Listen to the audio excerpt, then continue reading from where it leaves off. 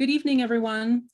Welcome to the first part of the two-part workshop series, Keeping It Local for Food, Ag, and Health, North Fork Valley Resiliency Workshop. I'm Natasha Leger, Executive Director of Citizens for a Healthy Community, and I will be your host this evening. Please take a moment to introduce yourselves in the chat, name and town, and area of interest. This workshop is a gift to the community and brought to you by the North Fork Valley BuyLocal Resource Campaign, whose goal is to ensure economic stability, security, and a thriving circular economy by strengthening and promoting local food, agriculture, and creative communities. You may have seen our posters around town reminding people to buy local, eat local, and drink local.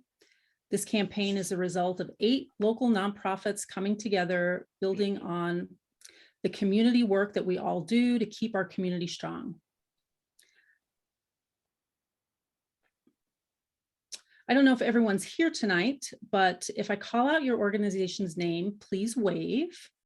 I'm Citizens for a Healthy Community, Colorado Farm and Food Alliance, North Fork Valley Creative Coalition, Slow Food, the Learning Council, Valley Organic Growers Association, Viva La Vida, West Elk Wineries. Before we move on to our speakers, a little housekeeping. Jim Brett and May Trumbull will be in the background to make sure that everything's working smoothly, and we'll be monitoring the chat. You've all been muted upon entry to ensure that there's no feedback and disruptive noise during presentations. During the discussions, we ask that you raise your hand, and when called upon, unmute yourself to speak. If you prefer, you can also ask a question in the chat, and your questions will be read aloud. To raise your hand, click on the reactions button on the lower right of your screen, then click raise hand. To type into the chat, click on the chat button at the bottom of your screen. And if you're joining via smartphone, click on more at the lower right of your screen to raise your hand or chat. If you're dialing in by phone, dial *9 to raise your hand and *9 again to lower your hand.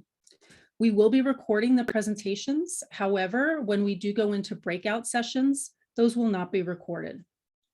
This workshop is an opportunity for all of us to come together as a community in a safe space to discuss opportunities and challenges for building a more local, resilient economy.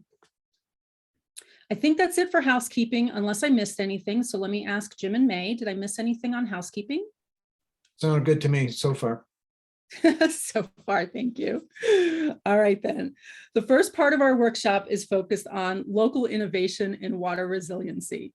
Tonight, we'll hear from the CSU Extension team on perspectives from around the region on our most pressing issue, our prolonged drought.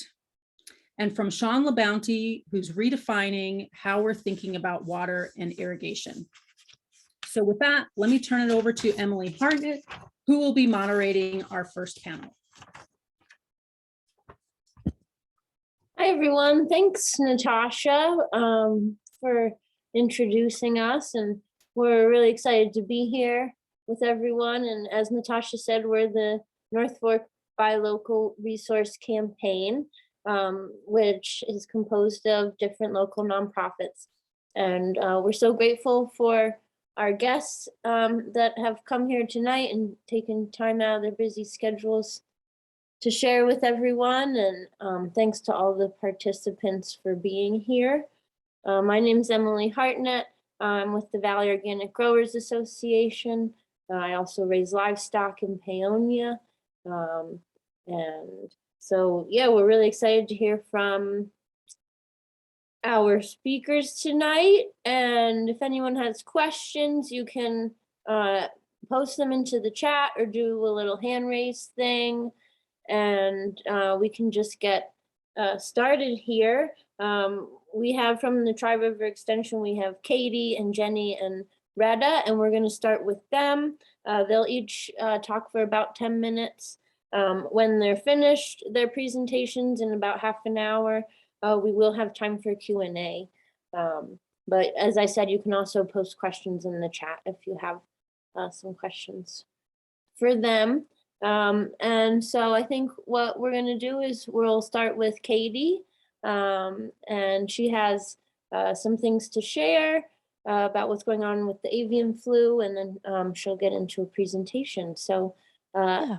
thanks so much, Katie, and take it away. Yeah, perfect. Thank you, Emily. I appreciate it. Yeah, I thought maybe it might be a good idea to talk a second on the HPAI, or highly pathogenic avian flu.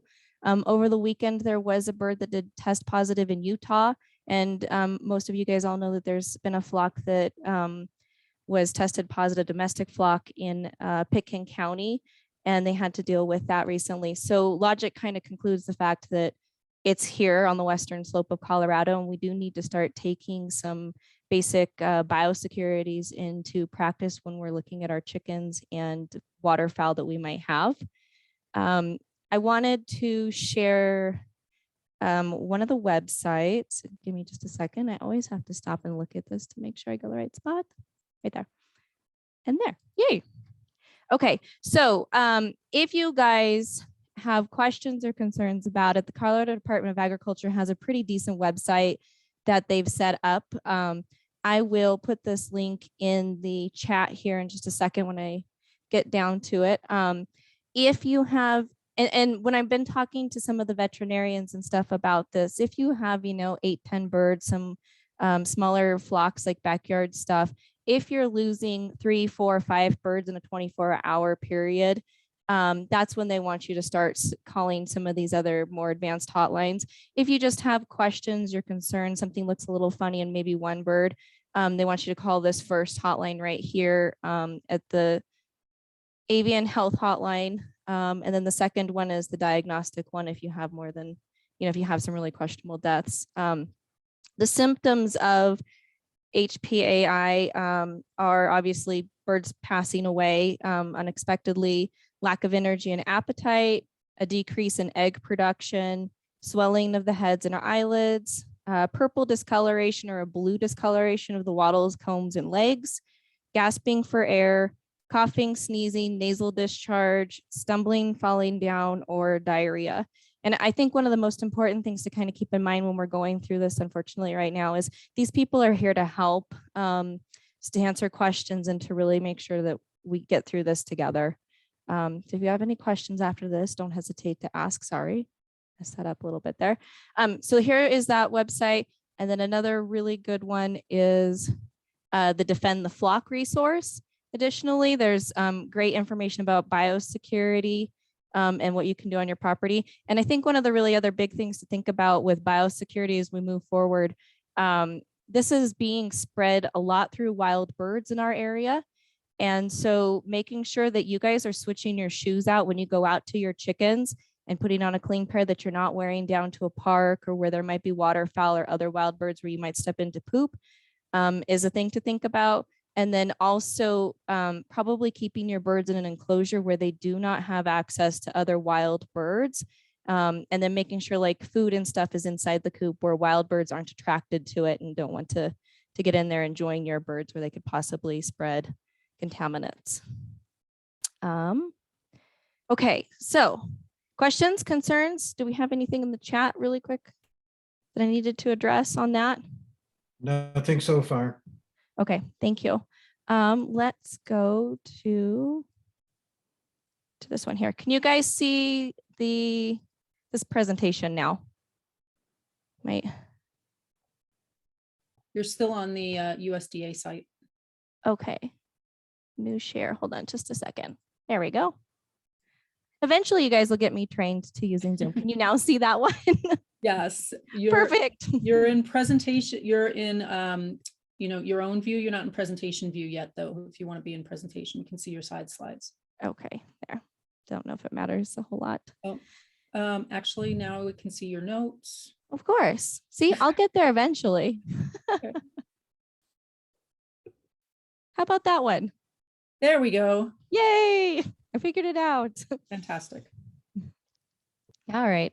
So I wanted to let you guys know, basically, depending on who we have for the audience, the basic resources that CSU has for small acreage stuff. And then I'm going to sit down when I'm done talking, and Jenny or Retta is sitting there, and I will give you guys all of these links in the chat so that you guys can go explore them yourselves. CSU has a plethora of fact sheets that kind of you have to hunt and peck for when you get online.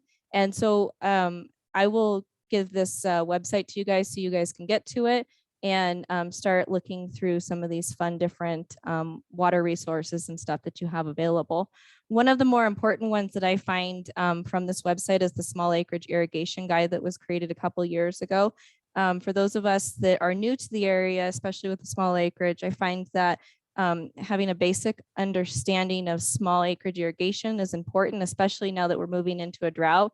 And knowing what our water rights and what we're allocated and how to use them and how to access them is important. And this fact sheet helps walk you through all of that. And if you still continue to have questions, you're welcome to call me, because I can probably get you the information you're looking for, or get you hooked up with who has an answer to you for your ditch company or something along those lines. Additionally, for farmers and ranchers in the area, we have a website that's called CoAgMet. That one houses a lot of planning information as you move forward in your planning for your vegetables in your drought, or for your hay and pasture as well. And let me get to, let's see, that one right there. There we go. Nope. CoAgMet, haha, get there. So I find CoAgMet really useful because there are different stations across Colorado that collect the weather data. This is a map from last week where you can see we had wind gusts on one of those rather windy days on the 11th. And Montrose's weather station that's up here on the line saw 40-mile-an-hour gusts of wind. And then there are a couple around the North Fork as well that I believe are at the research station for you to take advantage of. In drought planning and stuff, this can help you meet your daily crop coefficient. So we know when we're putting irrigation water on, the water is sucked up through the plant and goes into the atmosphere. And each different crop has a different coefficient that it uses every day. And you can use this website over here to help you plan that crop water usage based on those different systems. Thank you. Excuse me. Guys, go away. Sorry, kids. And then let's see, let's go back to the PowerPoint presentation. All right, can you see that, guys, now? Just go back to that slide right there. And here we have the Colorado Water Knowledge Center. If you guys want to learn more about water, I find that this one has even more plethora of information where you can get online and you can start working through and learning it. Right here, there's a hydrology section that talks about the water cycle. You know, this is just the basic stuff. So if you guys don't know this and you want to learn it, these websites have a lot of information to sit and read and learn through so that you are more knowledgeable on the subject when it comes to that type of stuff. It also has a climate section, just like CoAgMet does, where you can get your temperatures and what your consumptive use is for different plants during the season. Oops, excuse me. Geology, water history. That's always something that's really important within our area to understand, you know, how the history of the water was used before we were here and how it developed and how it changed as time went on, especially how water rights are allocated and stuff. All right, back to this PowerPoint presentation. Sorry about that. All right, so basic small acreage guide 101 useful information. Say hello to my little friends. If you guys aren't already using some of these, I highly recommend it. They're fairly inexpensive to help you save water. And this is just one of Katie's silly little tips that I find with a lot of people. The one that's in the bottom corner right here, this Orbits one, it's about $15, I think, online. For those of you that have small animals and or even large animals and you're filling up tanks and that type of stuff all the time, you know, occasionally we do have a tendency to overrun our tanks. And I find that these timers are amazing. And I just wanted to throw these little tips out for you guys so that as you're planning stuff. And you can set these timers and stuff to go back to meeting your crop coefficients with your different vegetables and your different production so that you can do individual zones, and you can do drip lines and set them for like, 20 minutes to water your onions here, 20 minutes to water your tomatoes here, and just makes life a lot more efficient and simplified. And they're ran off of lithium batteries. And I've had one of these last 2 years off of the same set of batteries. So you get a good workout of them. But one of the other things that I wanted to visit with while I was with you guys today is to kind of give you an update about when I'm out in the field and I'm talking to farmers and ranchers down in the valley, what they're telling me with their production. And most of the cattle producers and the corn producers that I'm talking to is during the drought, and when they're dealing with this type of water reduction, is they're moving from 12-hour sets to 24-hour sets. A lot of people with 1,000-foot or 1,200-foot runs with corn and onions and stuff, their first irrigation still got to be 24 hours just to get to the bottom of the field. But once they get that soil profile wet, they're able to cut back to the 12-hour sets and move faster across their fields. And that's helping increase their water use efficiency instead of letting those 24-hour sets run all the time. The other thing that they're doing is they're either reducing their irrigation on historically poor ground, or they've been completely cutting out production altogether. That was probably one of the biggest things that several of the larger producers in the Chavano area told me the last couple of weeks, is that they just didn't plant some of their fields this last year because they were worried they weren't going to have enough water when they got cut back to 60% on Uncompahgre Valley water users' water. The other thing is they did change crops actually. Some of them were picking ones that took less water so that they weren't using quite so much and they would still have a product to use at the end of the year.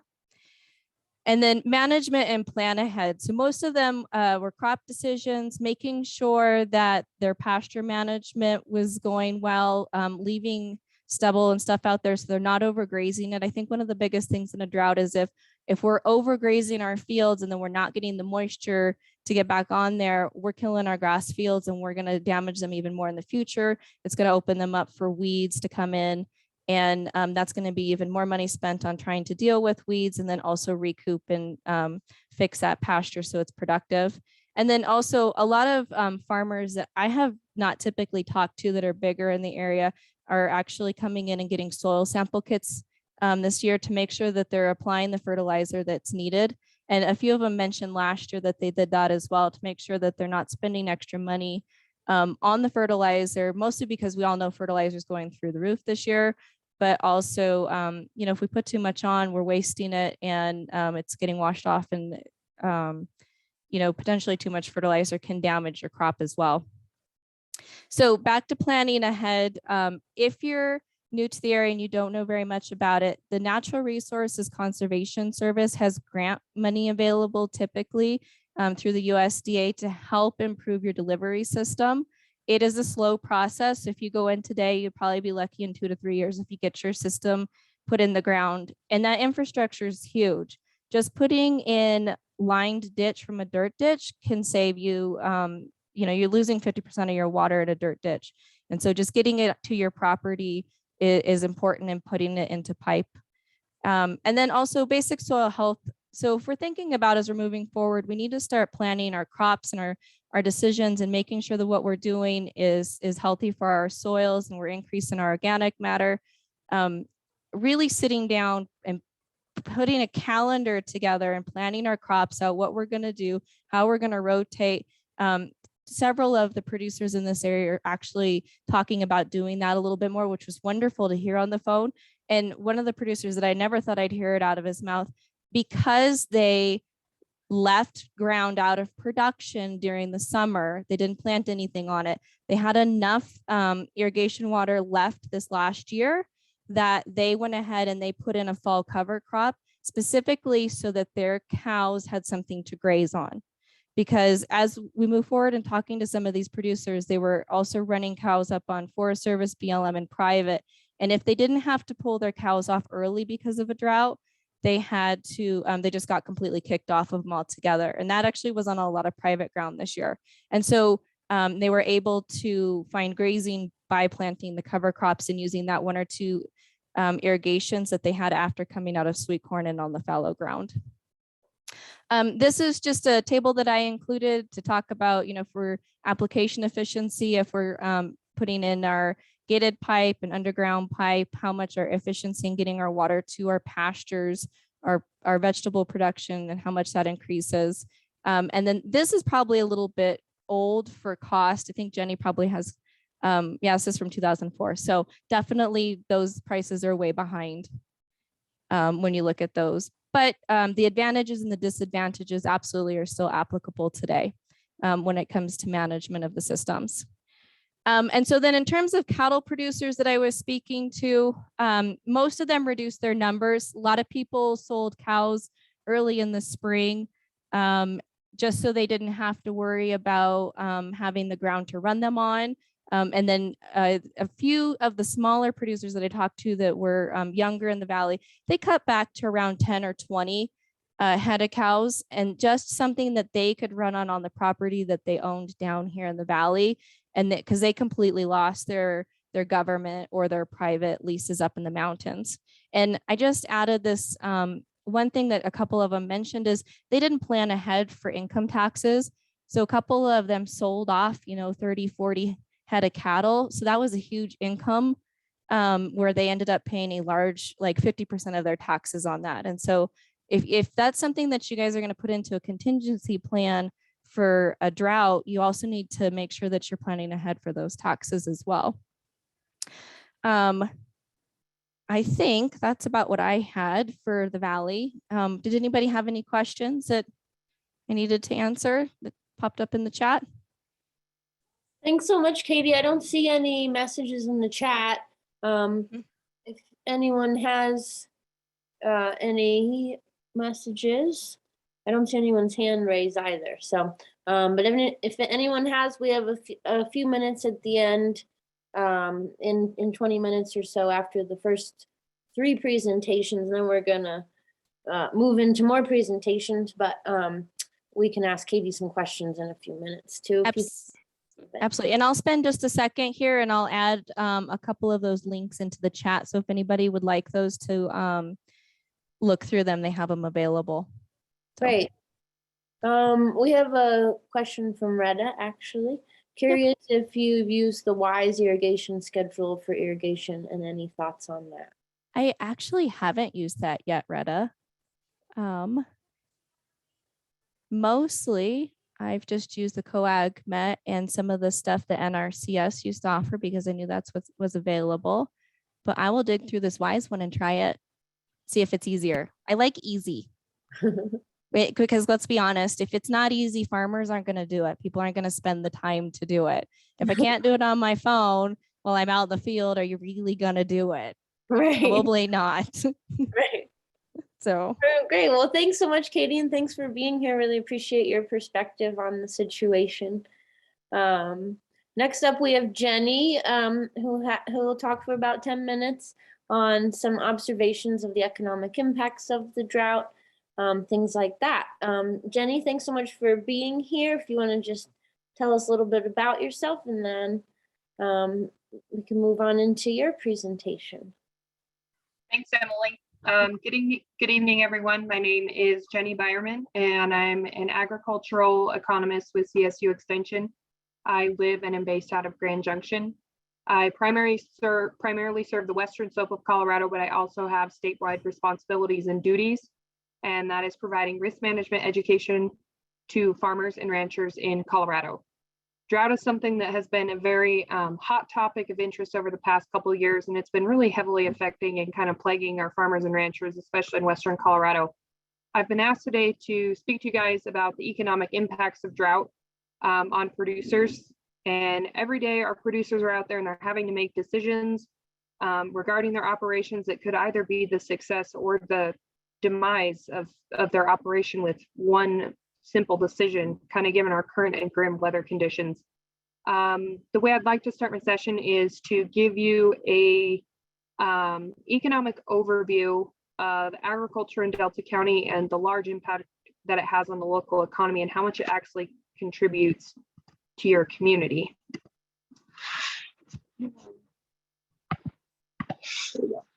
So Delta County is, as you all know, largely an agricultural county, which means it has a fairly significant contribution to agricultural sales on a statewide level. So focusing in on Delta County, the market value of agricultural products sold totaled $67,117,000, and this is all according to the 2017 USDA Census of Ag. If you look a little bit closer and separate that out into the two large commodity groups, you have crops and livestock. Livestock takes your lead spot with 55% of the total sales at $36,751,000.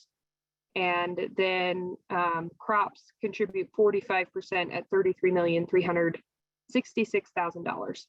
So keep in mind that these are just the total amounts of sales, but when looking at the greater impact agriculture has as a whole, these dollars of sales are then actually reinvested into the economy and through spending and income, and this is called the multiplier effect.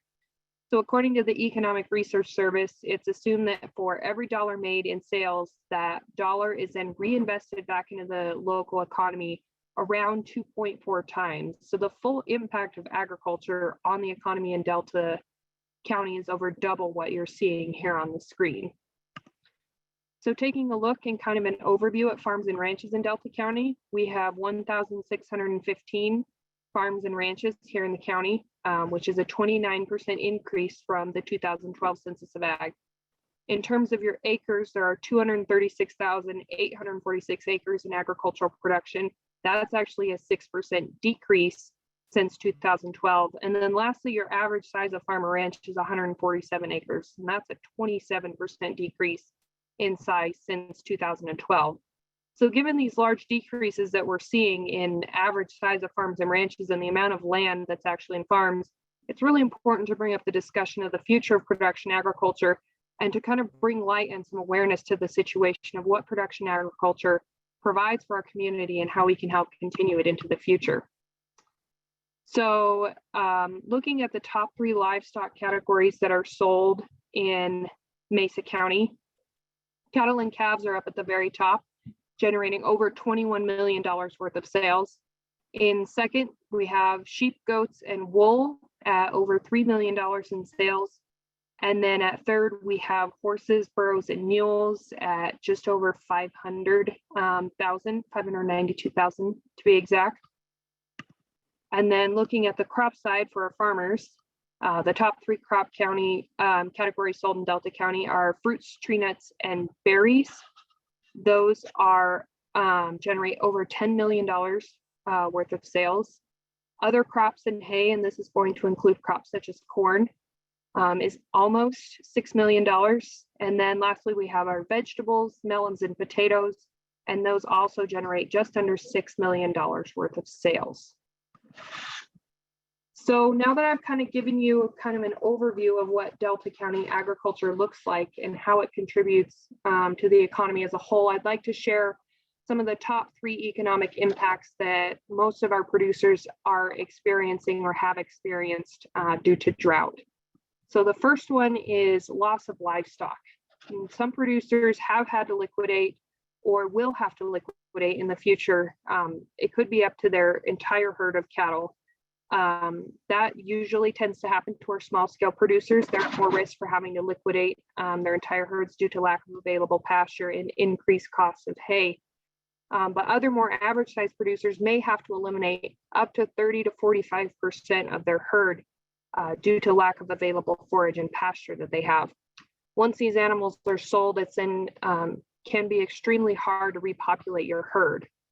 So looking at a case study example, if you have an average cow-calf producer with 350 head of cows and they need to liquidate 45% of their herd due to the drought, they must purchase at a later date 158 cows to fully restock their herd to the normal capacity that they were at before the drought. So this would mean that your baseline cost would be, assuming bred cows are $1,300 each, $205,400. And this doesn't include any transportation costs or any other additional costs that you might incur when you're repurchasing cattle to restock your herd.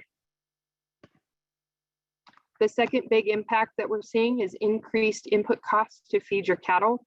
If you are fortunate enough to not have to destock your herd, you may need to purchase additional feed for your cattle.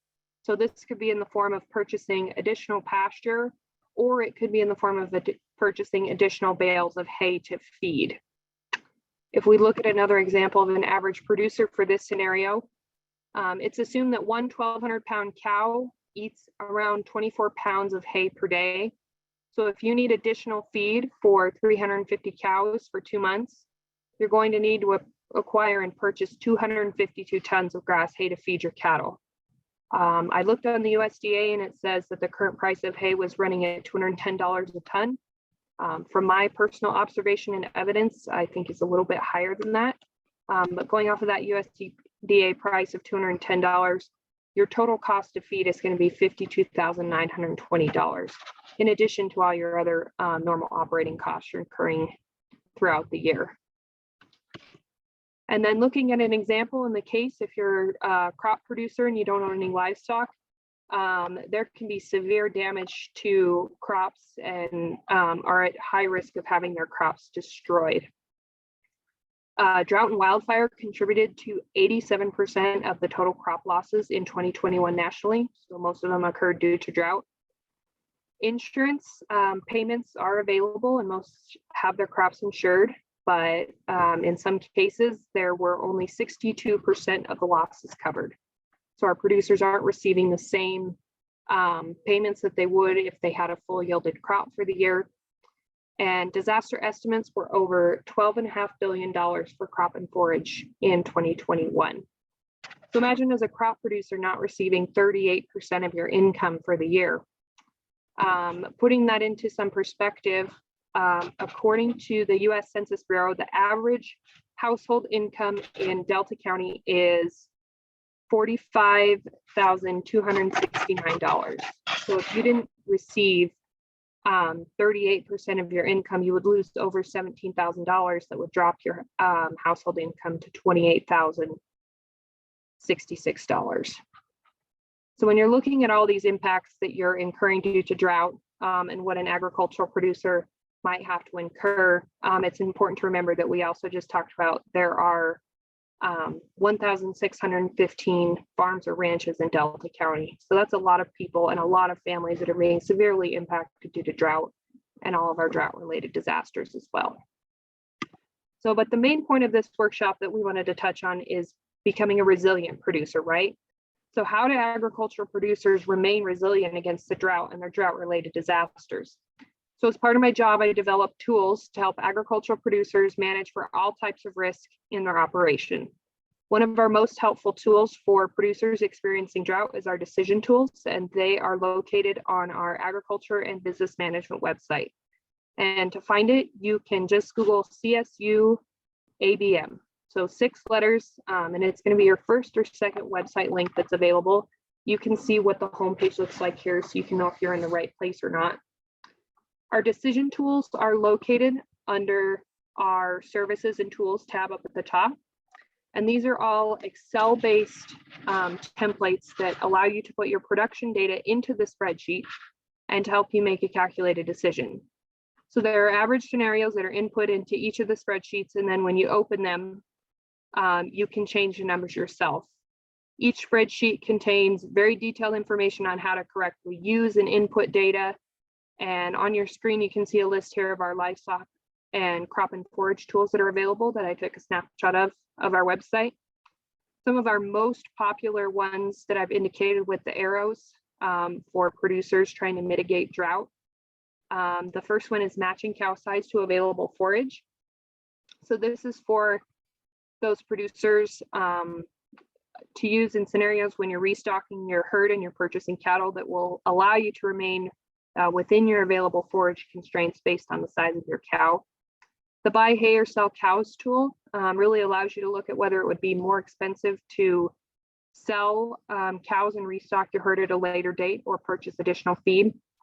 The strategies for cattle herd during drought is a tool that looks at a few different strategies for drought, including trucking your pairs to rented pasture and some other options. And then lastly, our grass, hay, and pasture budget tool can really help you decide if you should graze your pasture or grow and harvest the hay to feed your cows or to sell to other producers as well. So you're always welcome to contact me with any questions regarding the decision tools or any other ag and business management related questions. My email address is here, as well as a direct link to our ag business and management website. I'm going to go ahead and check the chat for any questions that we may have had come in. Thank you so much, Jenny. I don't see any questions right now. If anyone has questions for Jenny, you can post them there or raise your hand. Those statistics are pretty incredible, and thanks so much for sharing that. That's a little bit, it's pretty scary to see all of those numbers. Well, and You're the other welcome. thing I wanted to add is several of the producers that I talked to in the area, they're plowing out hay fields and putting corn in this year. And with Jenny's comment about hay, I would be a little concerned about making sure you're planning for a 30% or so increase in hay in a budget tool like that, making sure you're prepared because it might be going up. Yeah. Yeah, it's rough. And thanks for the resources on the website. That looks so helpful. That's really Yeah. cool. Retta posted a link to our website in the chat for me, so thank you, Retta. And she also posted a resiliency card that is a self-assessment for producers to go through and answer questions and determine just exactly how resilient they are to risk and risk management in their operations. A great tool. With that, I would like to turn it over to Retta. Great, thank you so much, Jenny. And like I said, if anyone thinks of questions for Jenny, you can put them in the chat. We'll have a few minutes after Retta to check in with Jenny and Katie and Retta.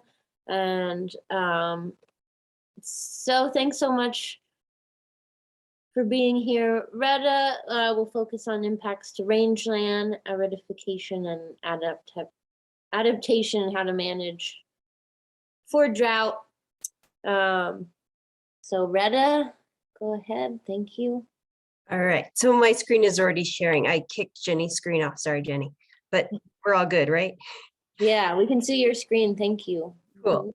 All right, yeah, so thanks for the opportunity to be here tonight. My name is Retta Bruegger, as Emily mentioned, and I'm the Regional Specialist in Range Management for CSU Extension.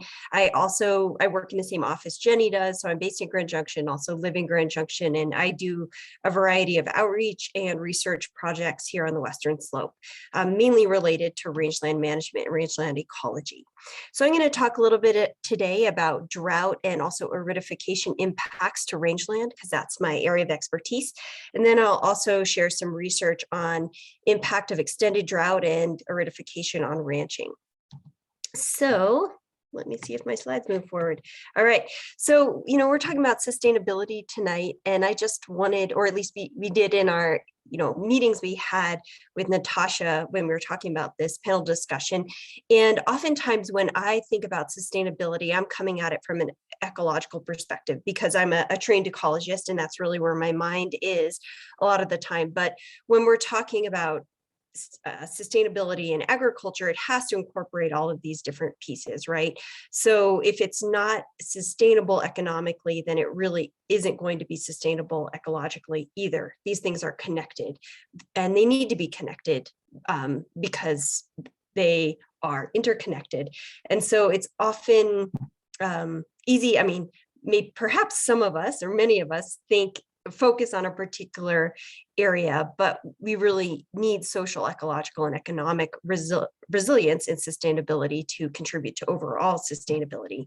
A rancher I worked with in Moffat County, said to me he was a real advocate and a steward of the landscape and had a lot of experience managing for sage grouse in that area.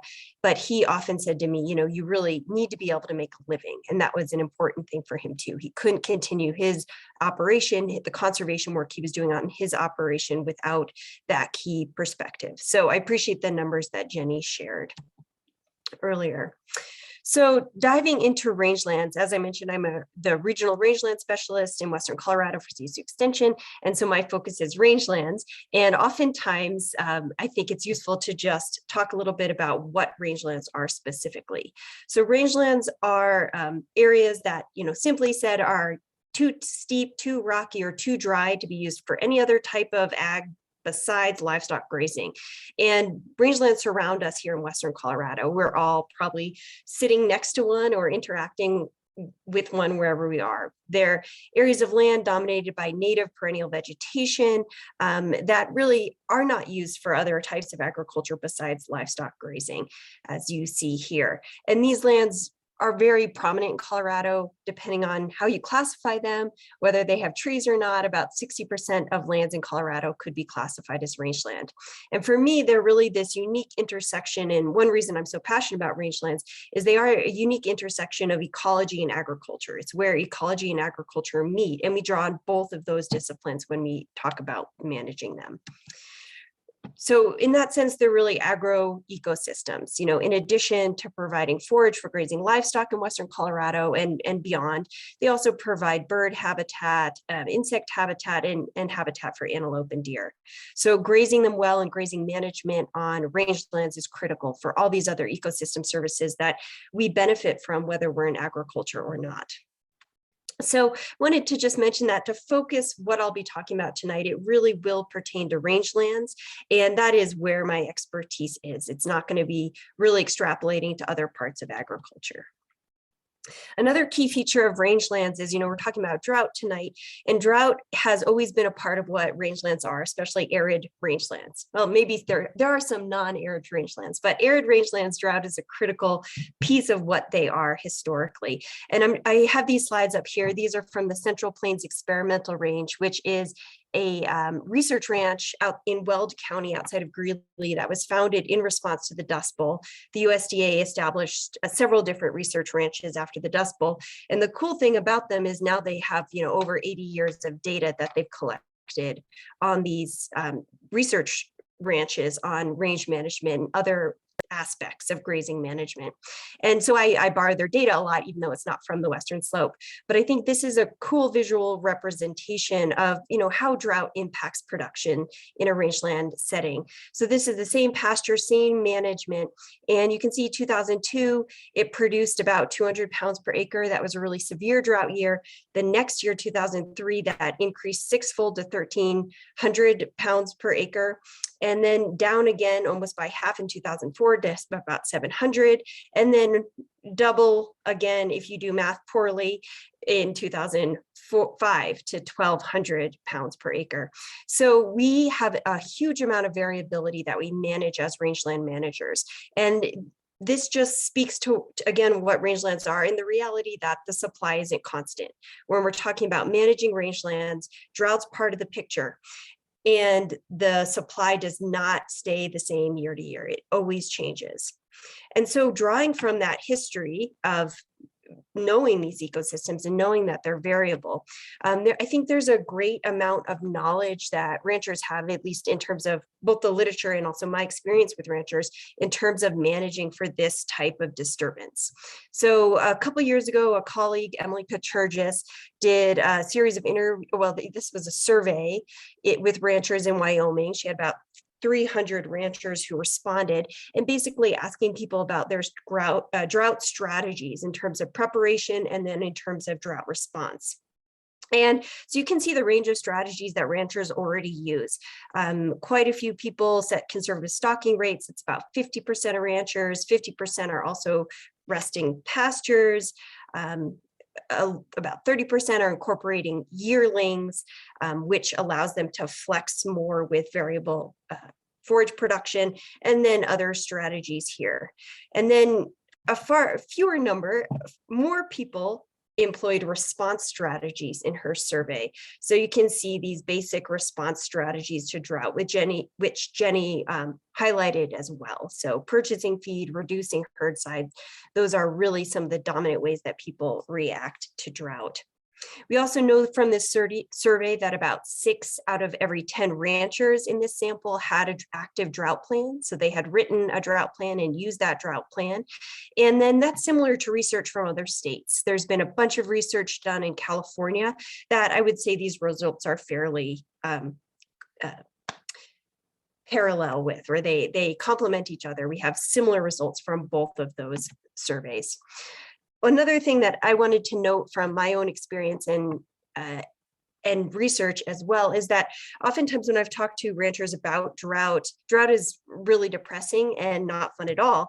but many times people have told me that they had opportunities that emerged from drought that they wouldn't have had otherwise.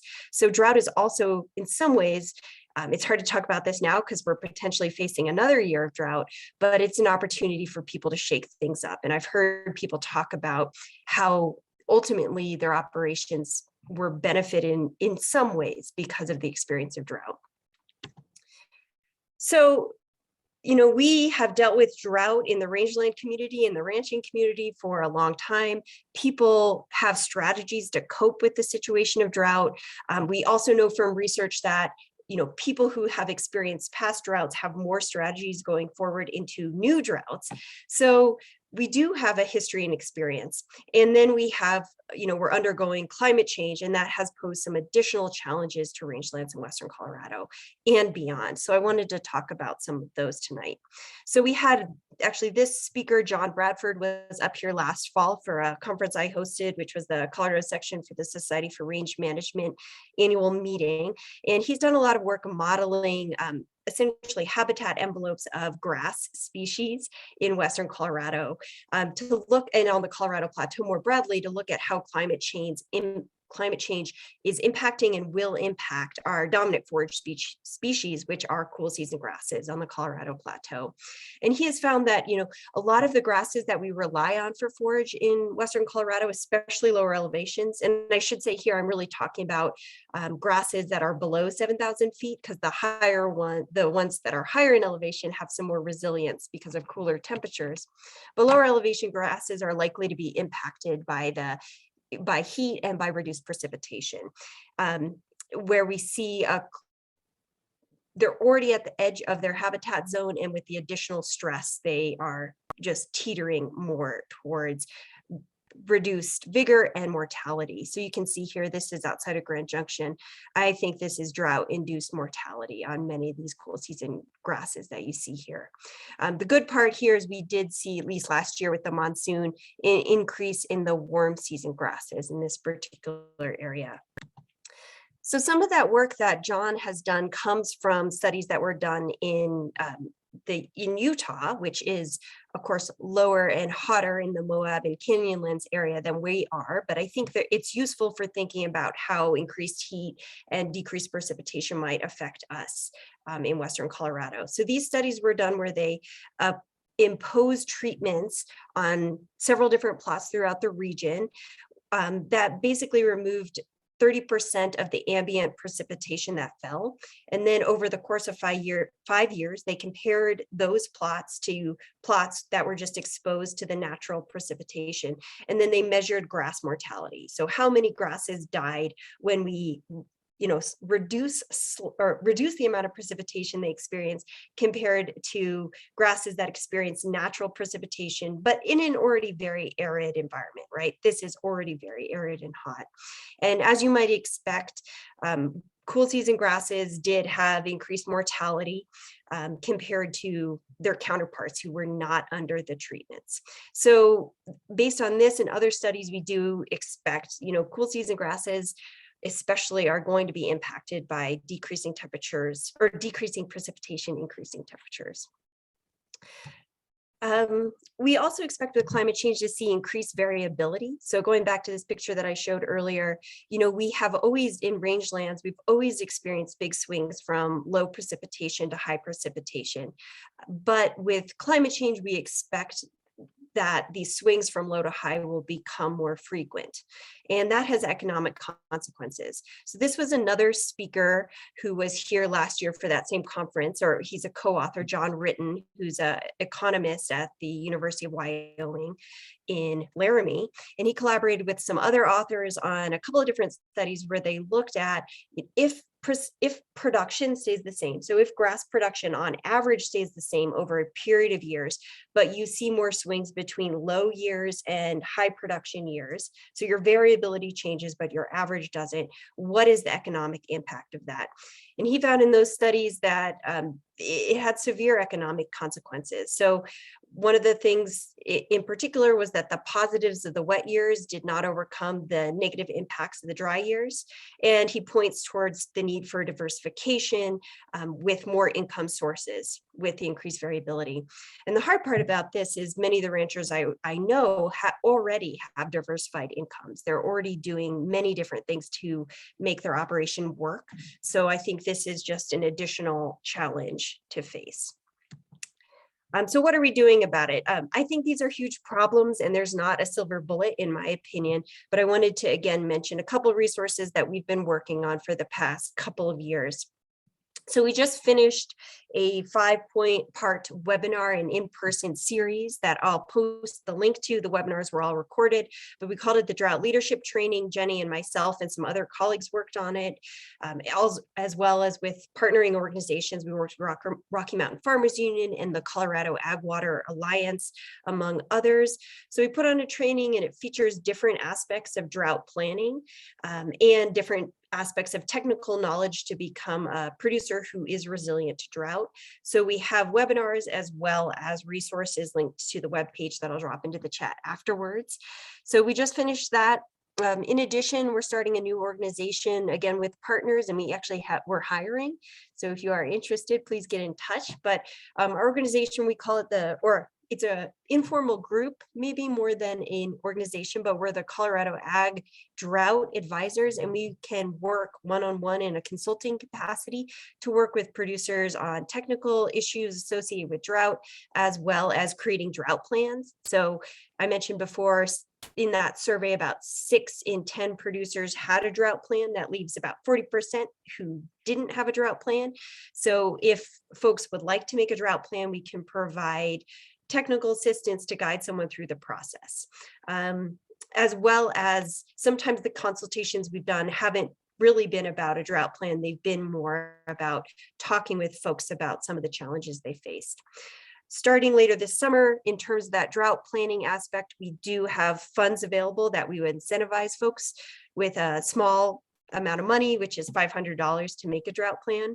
So we're doing a variety of things to help increase the drought resilience in our area in response to some of the challenges that we are all facing.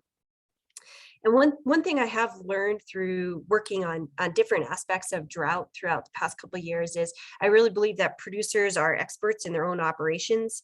I am an outsider, perhaps obviously, and so I don't know all the things that producers know. And so our framework for all of the work that we've done is to really work within the knowledge and the interests that folks have and provide technical information where useful to them so they can reach their own goals. So with that, I do see a question, maybe you did as well, but like Jenny and Katie said, you're welcome to reach out to me if you have questions. I'll drop my name and phone into the chat afterwards, and then there, I see a hand raised, and then also a question came in about what grass banking is. Grass banking is essentially opting not to graze something and reserving it for future use. So you can return to it in the eventuality of not having to forage elsewhere. And then I think there's a hand raised. Yeah, Beth, go ahead. Yeah, hi. Let's see if I can get my video to work. Sometimes it does weird stuff. Hi, my name is Beth. Thanks, Retta. That was some really great information. I'm really interested in looking into more of that. Can you hear me okay? Yeah. Oh, good. I'm a certified permaculture designer. I live in Hotchkiss, and I'm also on the board of an environmental organization, grassroots, called Prairie Protection Colorado.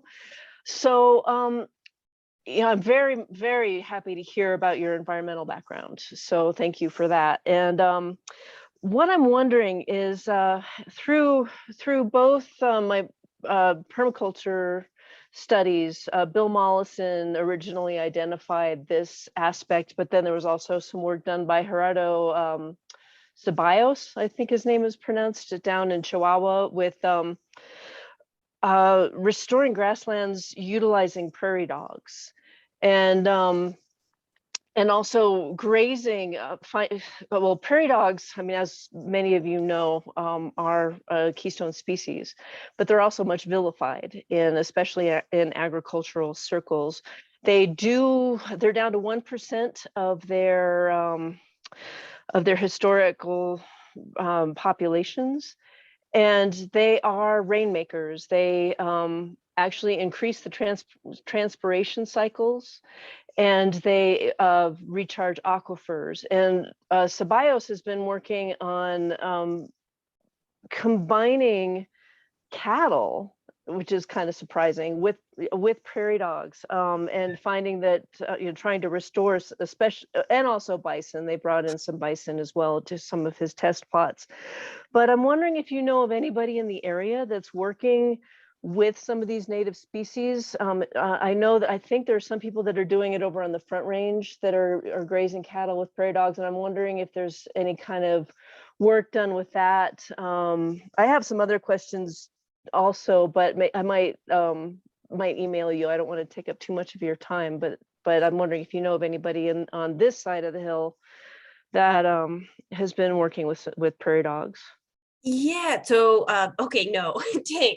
But there is really cool, you're right, and I don't know if we're referring to the same people. There is cool work that ARS station, Agricultural Research Service, I mentioned.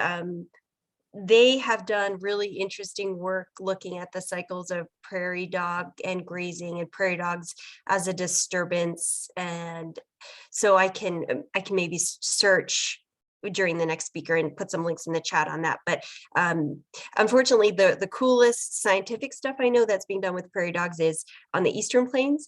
Yeah. But I think some of the same principles of like, I mean, I'm sure there's people over here grazing with prairie dogs because there are prairie dogs over here, right? But I think some of the cool research that has been done about compatibilities in grazing for wildlife and grazing for kind of integrating them into management is that I'm familiar with is from the ARS there. So, yeah.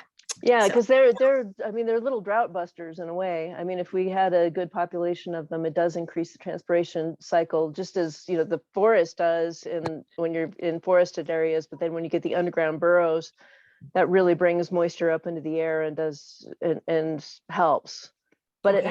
it would have to happen on a huge scale, I think, in terms of like mitigating climate change that we're facing as well. But might as well start small. So it looks like Beth and Retta that Jake Tactiff Cedar Springs Farm on Rapid Creek Road is a person that Kelsey Altman wrote in chat that may answer your question. And where is that? What town is that near? That's in Hotchkiss. It's like It's in Hotchkiss. Oh, good. Okay. It's up off 3100 road, like way up. Cool. Cedar Springs Farm. Great. Is this going to be speaking of all the links in the chat, because I'm just on my phone, so I can't really save those links. Is there a way, will this be posted?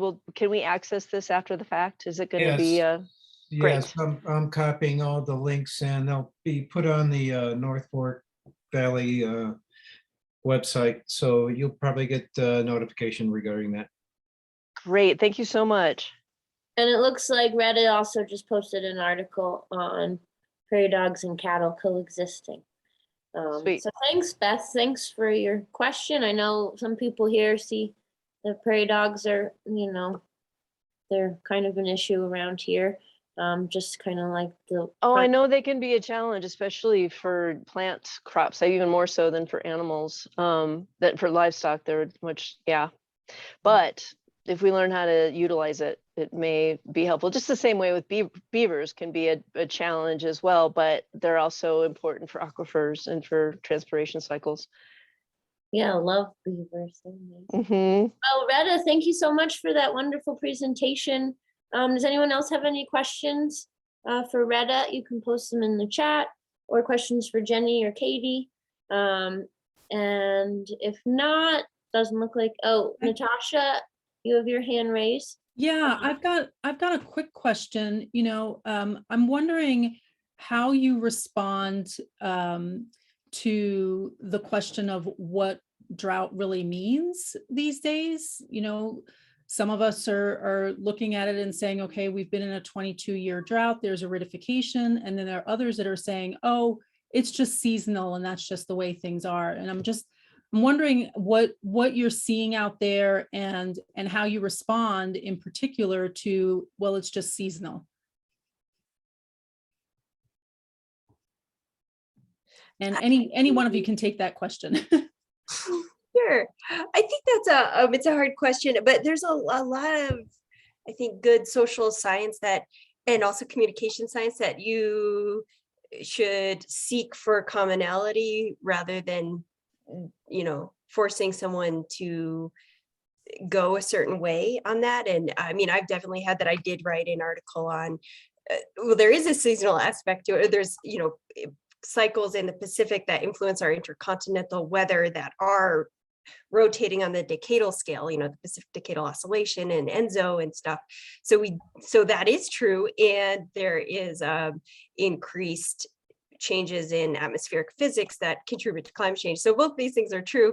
I think for me personally, it's like, where can I meet someone where they are and assist them with the question they have there? And I think for us, you know, we've really focused on drought planning and drought adaptation because people need to do that regardless of what, if they think it's a cycle or if they think that climate change is happening. So I guess I think that's how I personally handle it, because we serve all folks with CSU Extension. We're a public resource. And so for me, the focus is really meeting people where they're at and providing the technical assistance they need.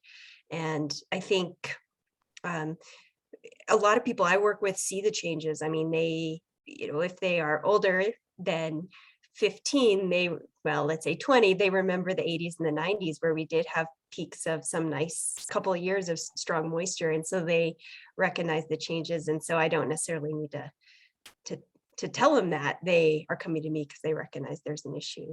So that's kind of how I handle it. Thank you for that, Retta. I think Retta summed it up very well for us. We provide research-based knowledge to community members. Perfect. Thank you. Yeah, thanks so much, ladies, for being here tonight. Yeah, like I said, if anyone has questions later on you think of, you can post them. We will have these presentations, as Natasha said, they're recorded. They'll be available on our website as well as the chat links. And so at this point, we'll move on. We have some other great presenters for the night. And thank you so much, Jenny and Katie and Retta, for being with us tonight. Really appreciate your input. It's great to hear what you have to say. So thank you. Thank you so much, Emily. I guess you're turning it over to me. I guess so. Turn it over to Natasha. Okay, wonderful. Well, thank you so much to Retta, Jenny, and Katie for that overview and that context that's going to allow us to drill into some more solutioning as we go into our next speaker with Brad Tonnessen from the CSU Research Facility Center up in Hotchkiss, and he's going to talk to us about what we can do to improve our soil so that it can be more drought resilient. So Brad, let me turn it over to you. All right. Thanks, Natasha. And thanks for having me here. Everyone can hear me right? We're good? Yeah, you're great. Okay, great. All right, so as you said, my name is Brad Tonnessen. I'm the new research scientist at the Organic Agriculture Research Station at Rogers Mesa.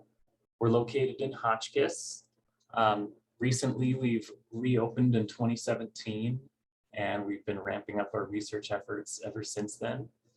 I'm going to tell you a little bit about my knowledge and experience of drought resiliency in terms of soil health. I recently came to this position in September last year, so most of my experience is from growing chili peppers in southern New Mexico, so I'm going to try to translate that over. So yeah, we'll start off.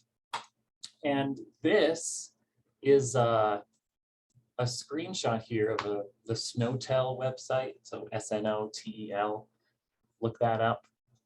This is the snowpack for the Gunnison so that watershed of the Gunnison. And it's giving you this, the values that have happened over 30 years from 1991 to 2020 and currently as well. And yeah, this year is the black line and looks a little scary. It's around the median this year, which isn't too bad, but what you're seeing here is just, there's a lot of cycling going on over the years. I've kind of played around and looked in this, and just 5 years ago, it was actually quite high. So in terms of this cycling, it is happening, but we are finding more drastic events are occurring more often. So speaking of drought, yeah, we might run into one this year, we'll see. So what does drought do to the soil? So drought has a lot of issues. First, it causes more drastic temperature fluctuations. So when the sun comes out on a dry soil, the temperature can get very hot in that upper area. Plant roots struggle to grow in that when the temperature gets that high. Nutrient uptake issues, of course. If there's not water flowing and transpiring through the plant, then those water-soluble nutrients can't make it in, such as nitrogen. There's a change in decomposition rates. So if you have some dry soil on the top, decomposition actually happens quite fast. And this can change the soil structure. So soil stability loss and change in chemical concentrations. So if you have less water in there, then the concentration of all of those solutes within the soil is going to be very high, which is a struggle for the plant as well in terms of osmosis and uptake of nutrients. So there's a lot of issues with drought. And so how can building soil health improve drought resiliency? And one thing that everybody talks about is increasing the soil organic matter, and there's merit to that. So there's a lot of different takes on how increasing soil organic matter can increase this water holding capacity of your soil. For one instance, here in the top left, an increase of 1% soil organic matter in your soil is going to raise your water holding capacity by 1.5% in a sandy soil or 0.6% in a silty clay loam. Now, this study was based on a survey of a lot of different sites, and it comes out to about 3,000 gallons per acre, which is not a lot of acre feet, right? So when you think about it that way, it's not so much.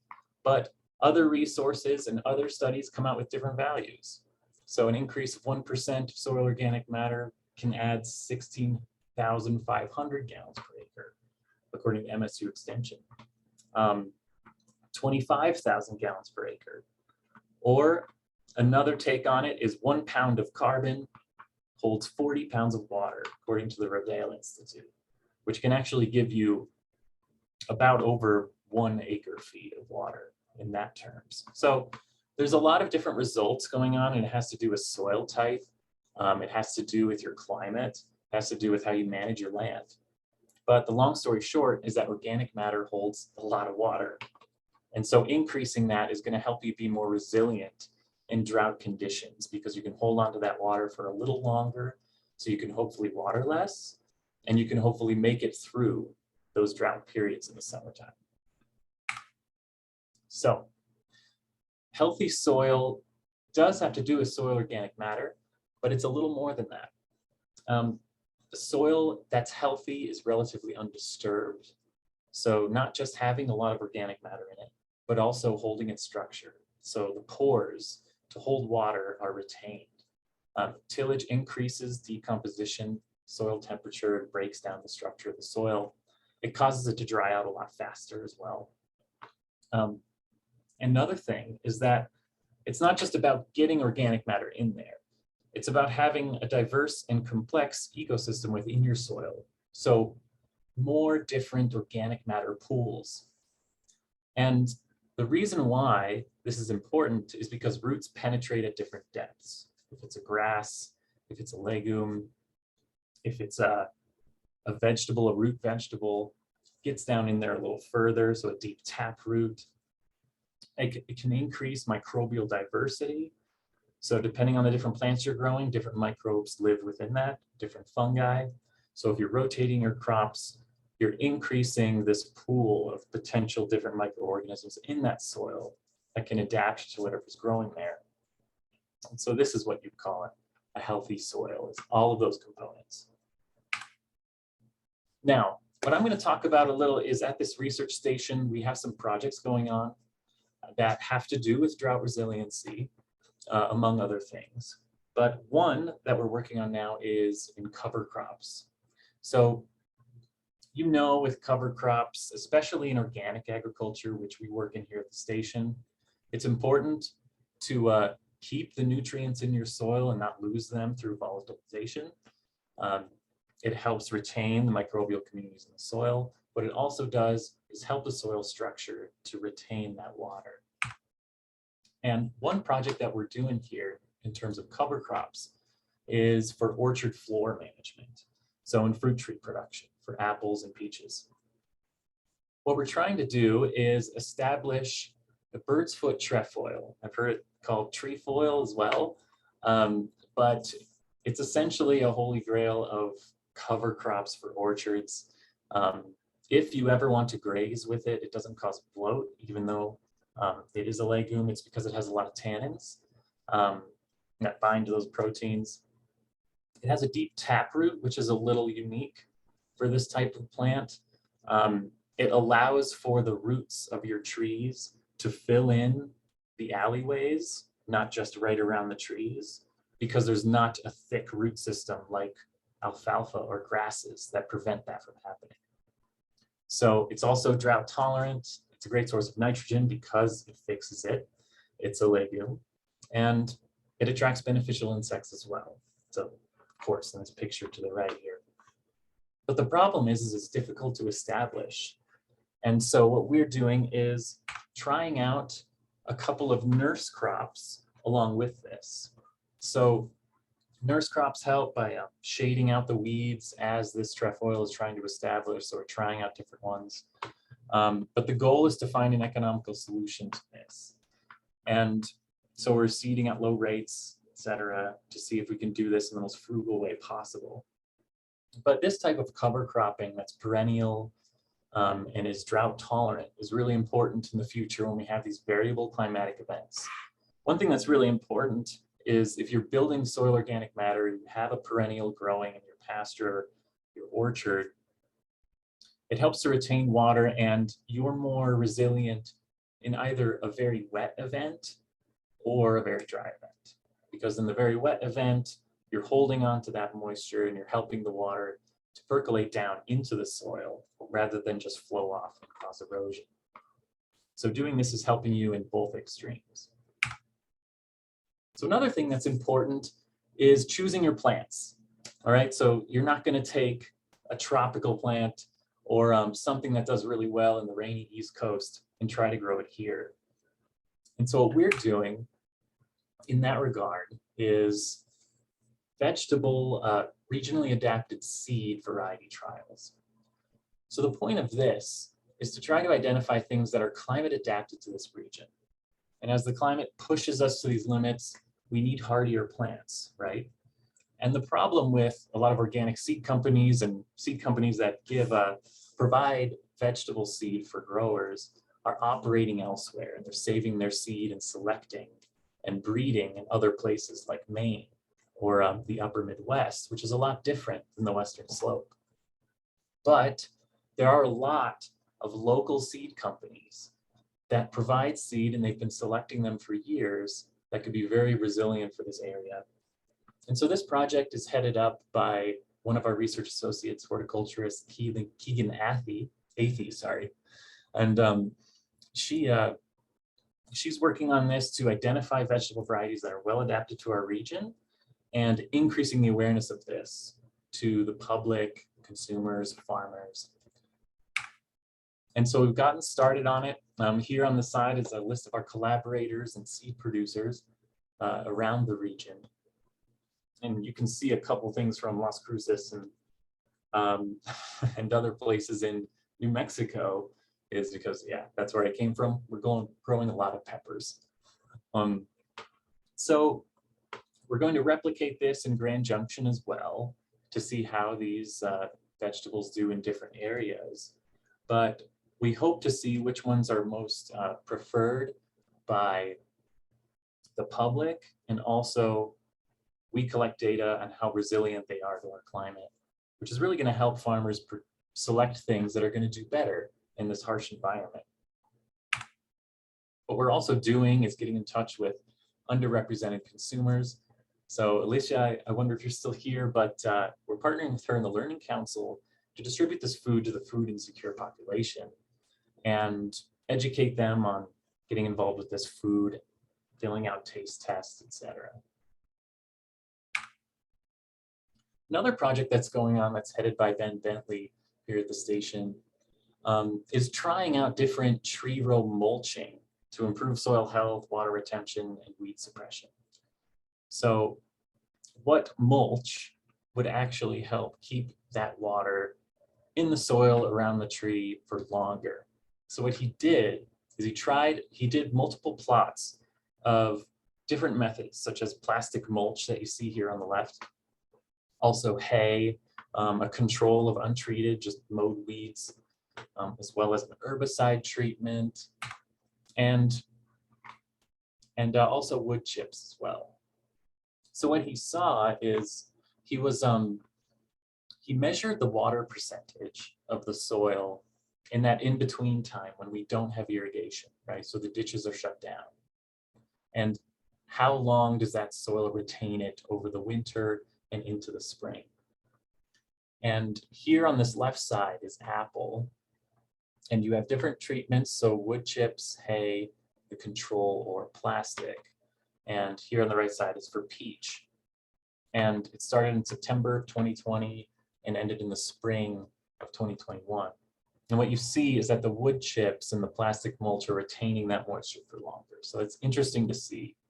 But there is some issues with those, like rodents living in them. If it's plastic, you really should move it out during the winter time. But when we're talking about soil building, all of these different treatments, which you see here on this table, have increased organic matter compared to the control, as well as nitrogen was increased in a lot of these, except for the wood. As you know, with wood chips, right, they take up that nitrogen before they can fully break down. But our soil health calculation, which involves a lot of variables, is showing that hay, for instance, is increasing the health of the soil probably the most. But we do see here that it's not necessarily any better than just mowed weeds for water retention. So it's that give and take that we're trying to figure out for being drought resilient, but also being healthy for the trees. Now, another thing to consider is weed control, right? We want to reduce competition of our crops, our vegetable crops, our tree crops against weeds that could be taking up that water as well. And one that I did quite a bit in southern New Mexico is soil solarization. Now, yes, it's a bit of plastic, but if you're trying to keep your soil structure, but take care of weeds, right? Because cultivating is essentially a light tillage, which can dry out the soil and damage the structure of the soil, which is going to ultimately have you lose water in the long run. But if you solarize, which is this thin plastic tarp, and you put it over in midsummer, and it essentially kills all the weeds within that first few inches, and also the seeds that are there. Studies have shown that the microbial biomass comes right back once you take it out, so it doesn't necessarily do any long-term damage, but it does get rid of the weeds. So here is an example of left side not solarized, right side solarized, and it's pretty dramatic what was able to grow in the untreated side. So this is something that's weed control before you plant, before you put in your cover crops, in a way that retains the soil structure. Now, there are some other strategies for building soil health and improving drought resiliency at the same time. Composting, of course, I mean, that's organic matter in itself. So putting that on the field is great. Reducing your tillage, as I talked about. dryland seeding of cover crops. So we're trying that a little at the station as well. We seeded some triticale last year in October, and no watering, but we just waited for a rain event. And we got some germination and survival through the winter. So that kind of thinking of reducing your water usage and trying to make do with what's there can really help you be more resilient to drought conditions in the future. And speaking of prairie dogs, we have a big problem here with those too. This little picture is our triticale seeding, which struggled a bit because of those prairie dogs. And, you know, we love them, but it is a struggle. But, you know, as we kind of work a land and we're in it more, they tend to move away into the more unused parts of our farm. So we sort of just coexist. Also choosing climate correct varieties. Like we said, we're working on that. We'll be reporting on that regularly. Avoid bare soil, of course, because that increases the temperature and loses water to the atmosphere. Mowing instead of cultivating is actually a good one when possible. You know, you can't always do that, but mowing is great. I mean, even in orchards, just mowing the tree row instead of spraying an herbicide, it gives you the same yields of all your trees. They're just as productive.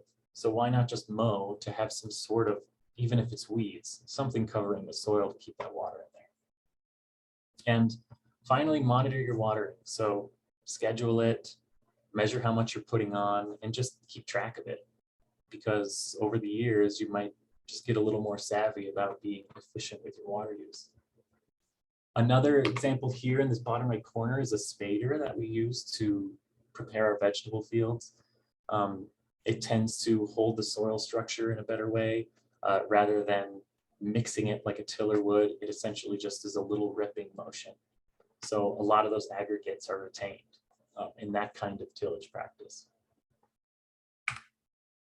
And so finally, I just wanted to say a little something about how can you keep track of this yourself?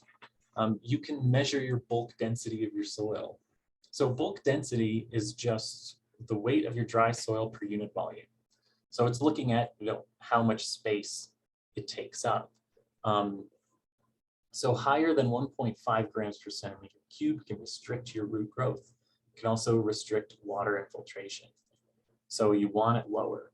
You want a very airy soil. Now, if you till, it does lower the bulk density at that moment, but over time, that can cause a bigger problem as the water contacts with it. Those pores go away pretty quickly. So how do you measure it yourself? You can take a tin can, figure out what the volume is. So Google it, basic math. You weigh your soil sample after you oven dry it. So you stick that can in the ground and then excavate it. Put it in your oven, dry it out, weigh it, and then you know the volume of it initially as well. And you can monitor that over time to see if your cover cropping and your composting is changing things. So that's just something interesting to do yourself. And yeah, that's about it. So here's our research station. Personnel here at the station, Ben Bentley, Keegan Athey, and Brian Brady. And we got a couple photos of our table grapes there. Yeah, I'll take any questions that anyone has. Thank you, Brad.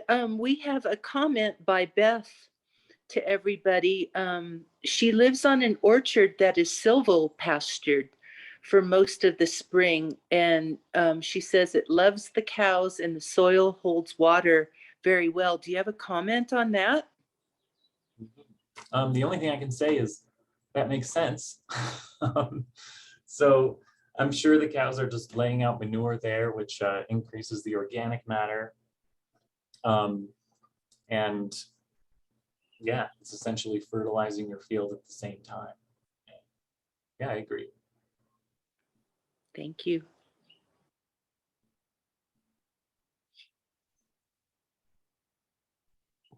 Do we see any other questions? I don't see any other questions. I'm looking for hands. No hands are raised right now. Well, Brad, I have, one is I want to thank you so much for that presentation. That was fantastic to drill deeper into what we can do to improve our soil and understand how much water it can actually hold.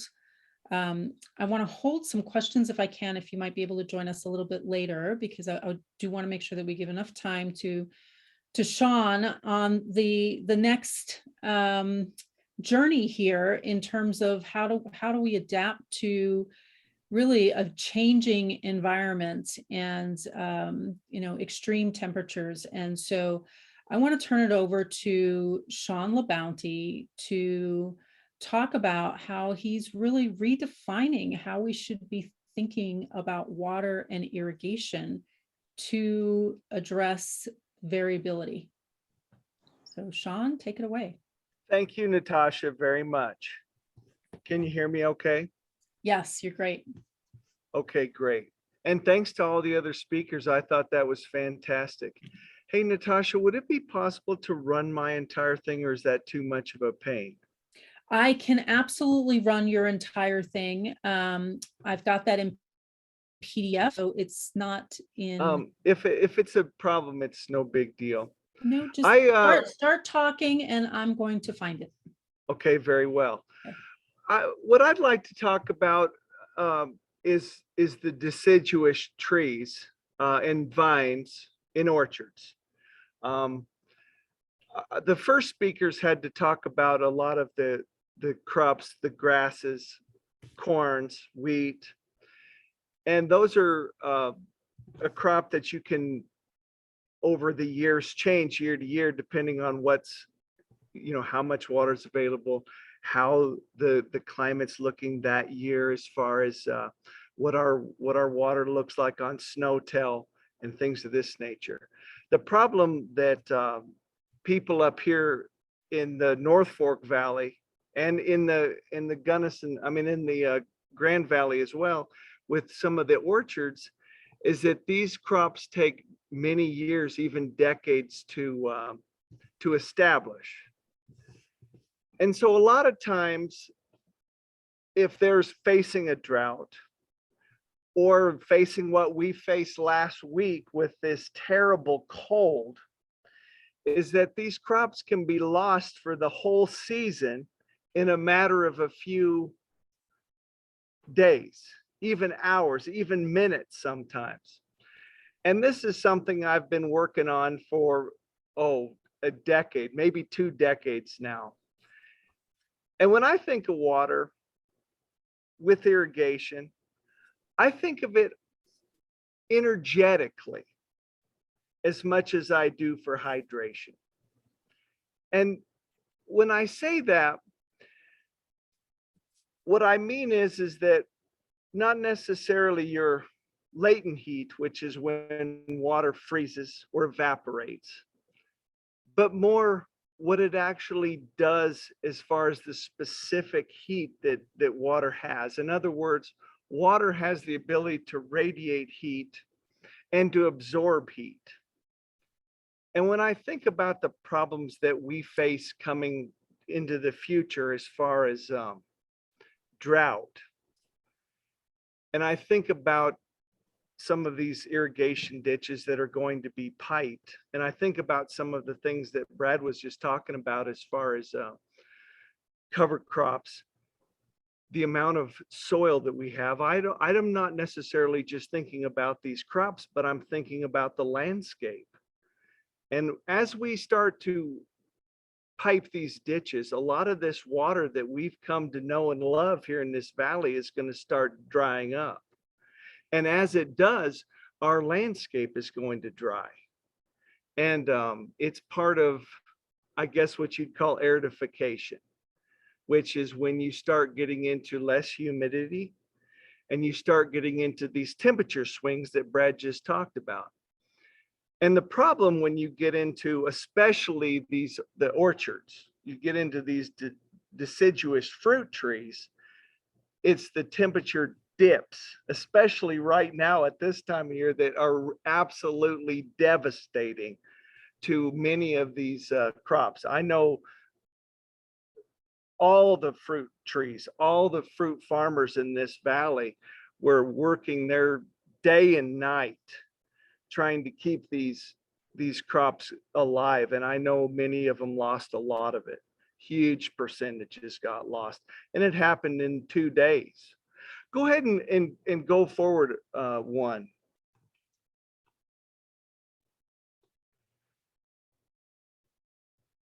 So this is basically what I just talked about. And the only thing I didn't touch on was this positive feedback loop. And it basically, as you pipe ditches, as we start getting to more and more of the problems with less and less water, temperature swings are going to become more and more prevalent.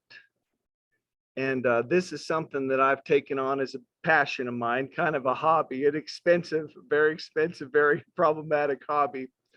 But I've been trying to come up with solutions to this as long as I can remember. And what I found is that the only answers that I can really come up with deal with water. Go ahead and go one more there. So when I think about irrigation and I look at irrigation systems that are currently in use, and especially going into the future, is that water is being used half.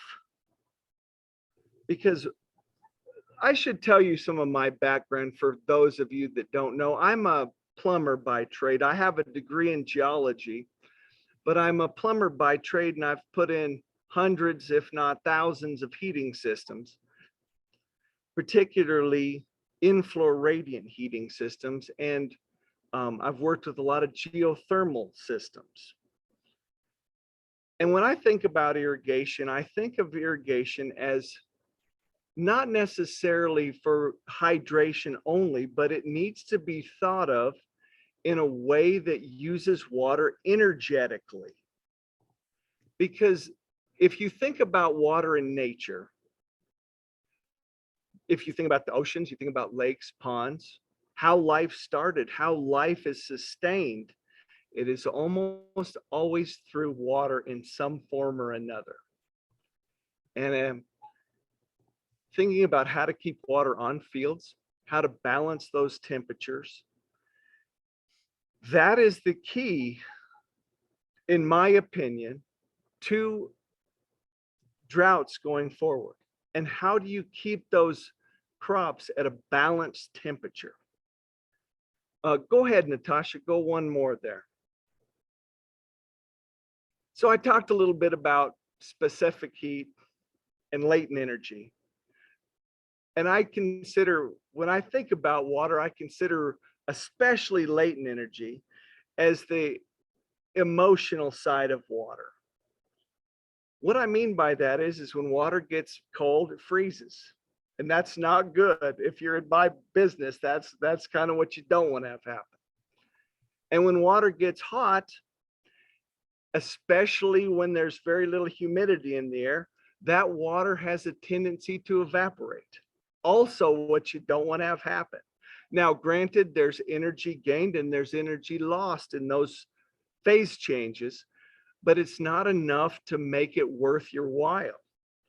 And whenever I see any system freeze, it always makes my blood run cold. No pun intended, but it's always about the worst thing that can happen to any system.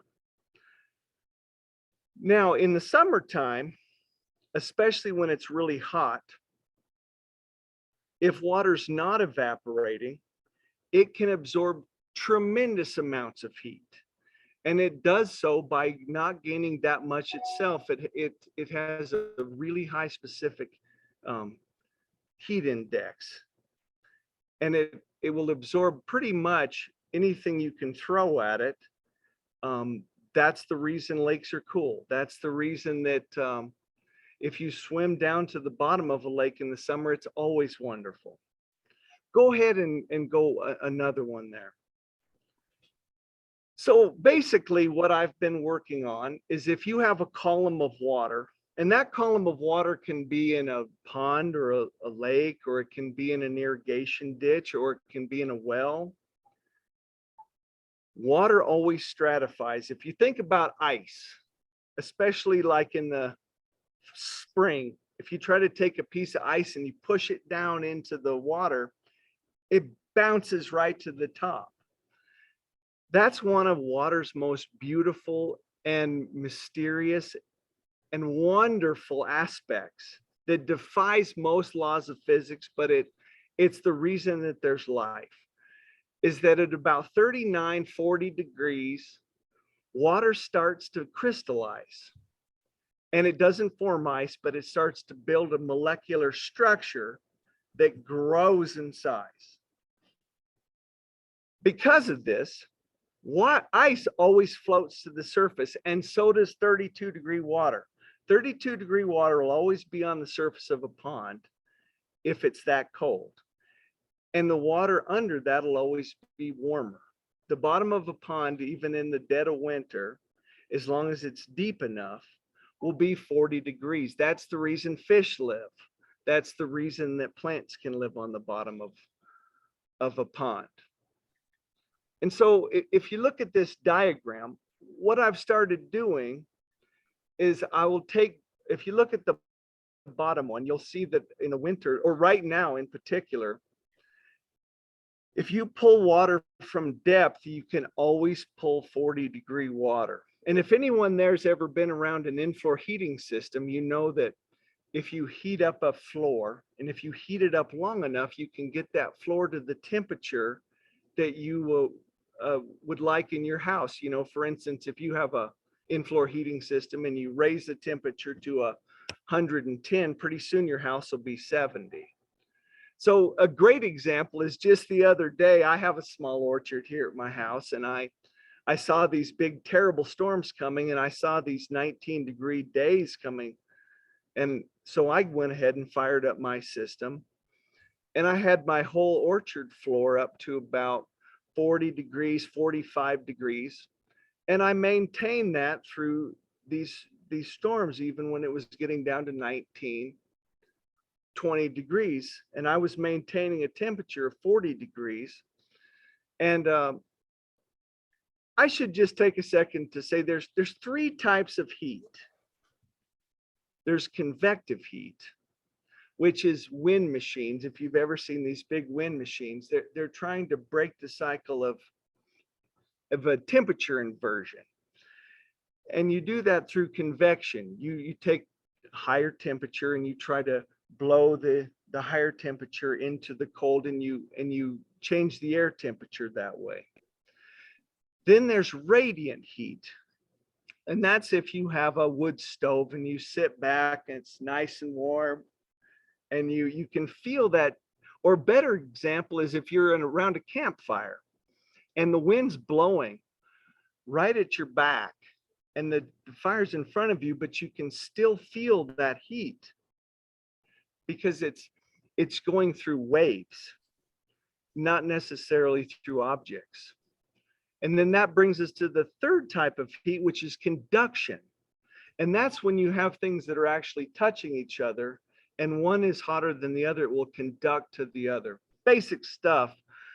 But that's how I pretty much have trying to keep my trees from losing their blooms this time of year, is through radiant heat and through conduction.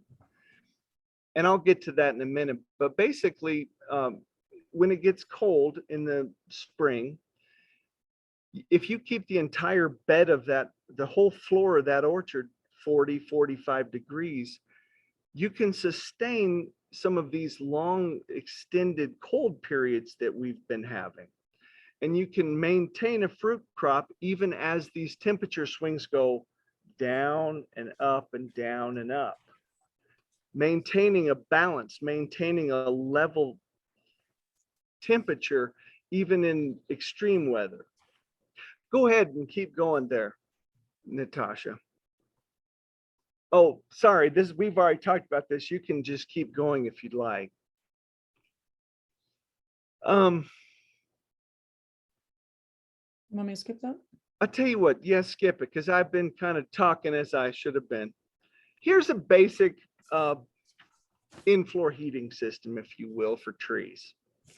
And what I use, and it goes back to what Brad was just talking about mulching a field. But I have weed barrier down on the base of my trees, and I guess you could call it kind of the plastic aspect. But I use flat hose, and I started by using fire hose from Chicago. You could get the stuff for free, and I would use 6-inch flat hose, and I've graduated to 8-inch flat hose. And if you go into my orchard in the winter, I don't even take it down. Usually I just leave it up. But if you look at it, it looks like weed barrier. In fact, it looks like just one of those pictures that Brad had. It just looks flat, keep the weeds away.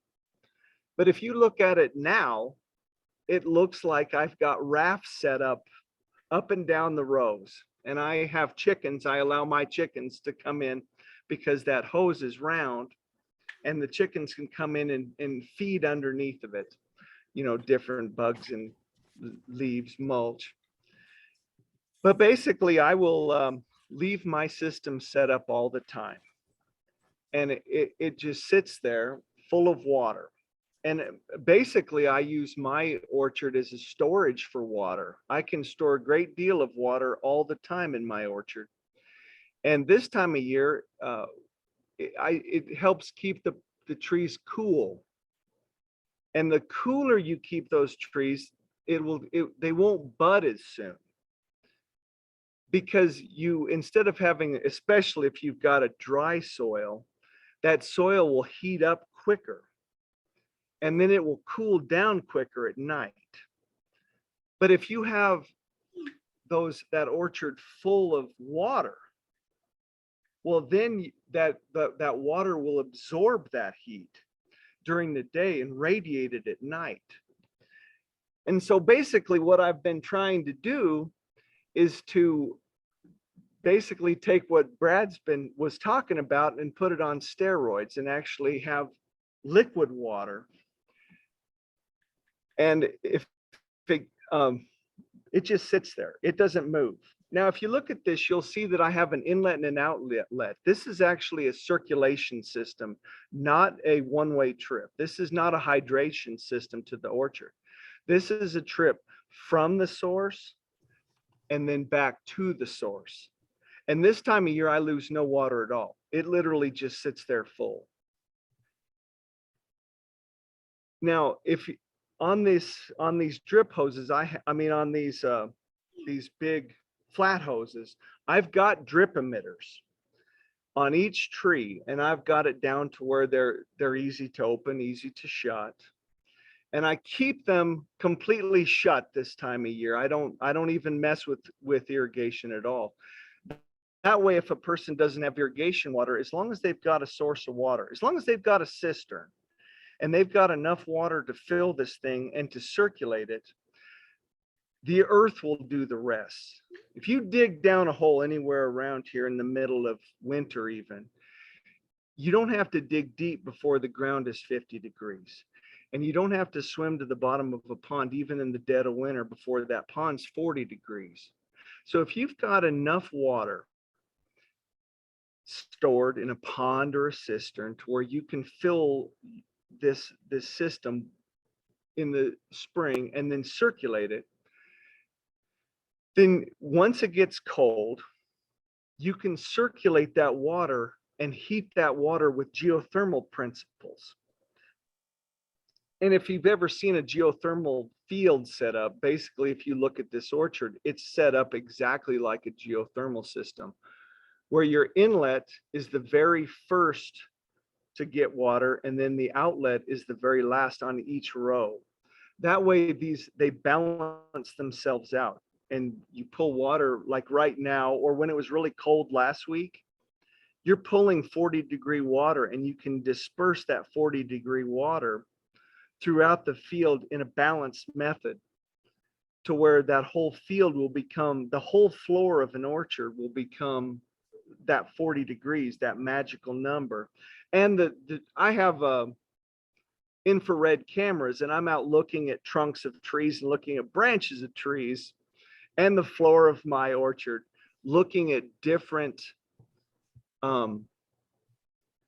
aspects of both radiant and conductive heat, and seeing just how those trunks of those trees react to keeping that temperature up in those trunks, but also in the branches, and how you can keep that temperature balanced throughout that orchard.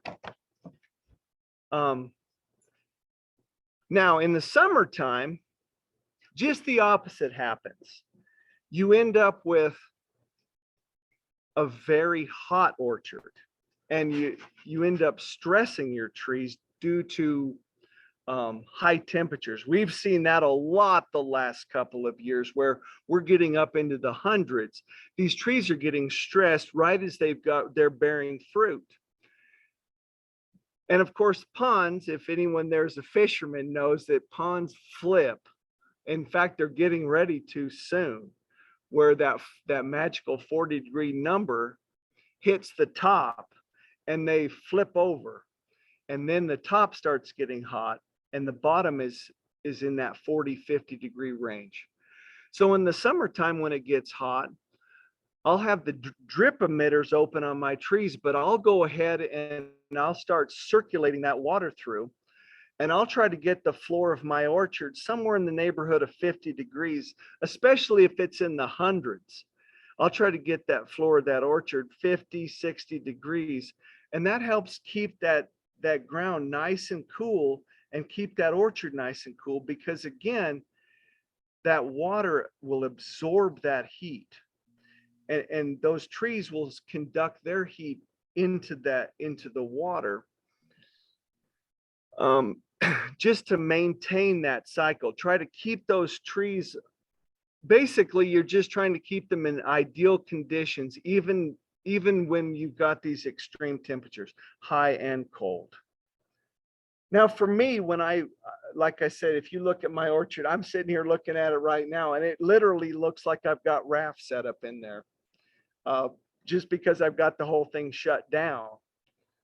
But in the summertime, I try to maintain, and I would love to talk to Brad further about how you maintain the moisture in the soil, because I've got different drip emitters. I try to open them up, see how much water I'm using, and I can see how much water I've pumped onto my field because I filled the system. You've got these big tanks of water underneath your trees that are full, and then you watch this thing percolate down. So right now, my irrigation ran for 2 days straight last week, and I never drained. It was just dumping back into the source. But in the summertime, I just run it until it fills, unless it's really hot, and then I'll circulate it. But I just run it till it fills. I know exactly how much water I've got out there, and it usually takes, just using the drip emitters, it'll take 2-3 hours, sometimes 5 hours, to let that whole thing settle back down to where it looks like weed barrier again. And so I just basically will run that thing in the summer just like a normal irrigation system, other than the fact that I'm watching how much water, I can see it in real time how much water I've got, and then I watch it settle down to nothing. So it can be measured that way. Keep going, Natasha. That's the end of That's your, it. That's it. So Well, I've got to say, in a nutshell, pretty much that's my mad scientist side of me, and that's what I've been working on, trying to perfect. If anybody has any questions, I would encourage them to come out, look at things with infrared cameras and stuff like that. That's where I do most of my question answering. Mostly I have more questions than I have answers, almost all the time, but in a nutshell, that's what I've been doing. Does anybody have any questions? We had some comments, Shawn. This is very genius. But does it ever get cold enough to where the hoses freeze? No, water never freezes if it's moving fast enough. Okay. You can go to a river in several degrees below zero and it won't freeze as long as it's moving. But I'll tell you, the only time where you get into serious trouble with a system like mine is if you have a mechanical failure. If you have a pump fail, or if you have a pipe come loose, or if you have something that will stop the flow, it doesn't take long to freeze. And I've been working on this for 15 years, and I've had plenty of that happen to me. I've had plenty of problems. I do keep my pump. I have a pump, and I keep it insulated, and I keep it in a place where even if things freeze, it's not going to break anything. You know, if you have a flat hose freeze, it's no big deal. It'll thaw out and work again. And it's the same with poly pipe. If you freeze a poly pipe, it's not like copper or a metal pipe where it's going to actually expand that pipe and break it. It's just going to expand that pipe, thaw, and keep on going. But I've had plenty of times where I've run into all kinds of trouble like that. It's pretty genius. I don't see any other questions. There's a comment that calls your system a climate battery. Yeah, and kind of. Love this idea. And well, I'll tell you, I encourage anybody, if you have any comments, or if you really want to take me on with, I really love to be criticized. That's kind of my favorite thing. If anybody has any, would like to come out and really pick it apart, I'd really appreciate that very much. And I need to go out to CSU, and I'd love for those guys, for Brad or his colleagues to talk to me about this. I'd love to talk to him about this in the future. I'll make a point of doing that. But anyway, I really appreciate it, and I really appreciate it, Natasha, having me come on and having a chance to talk. Thank you so much, Shawn. Really appreciate the presentation and the ideas, and really, you know, the new thinking that I think we all need to do. And you know, when I first saw you know, what you were thinking about in this system, I said to myself, well, that makes a ton of sense. And why haven't we thought about that before? And, you know, maybe that's part of what we need to do in thinking out of the box. Is we've tended to do things that are easy, simple, and cheap.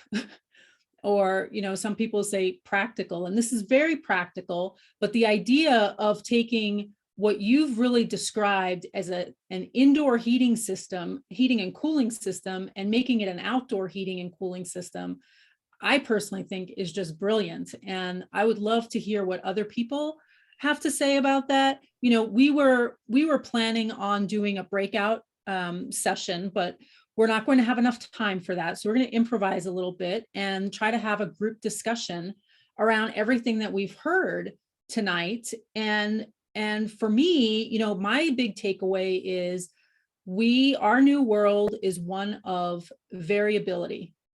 And for the most part, we've kind of adapted our systems to predictability. And so this is now what our challenge is to adapt to variability. And so I want to hear what other people have to say about what they heard tonight, because I'm just blown away with all the information. So let me open it up.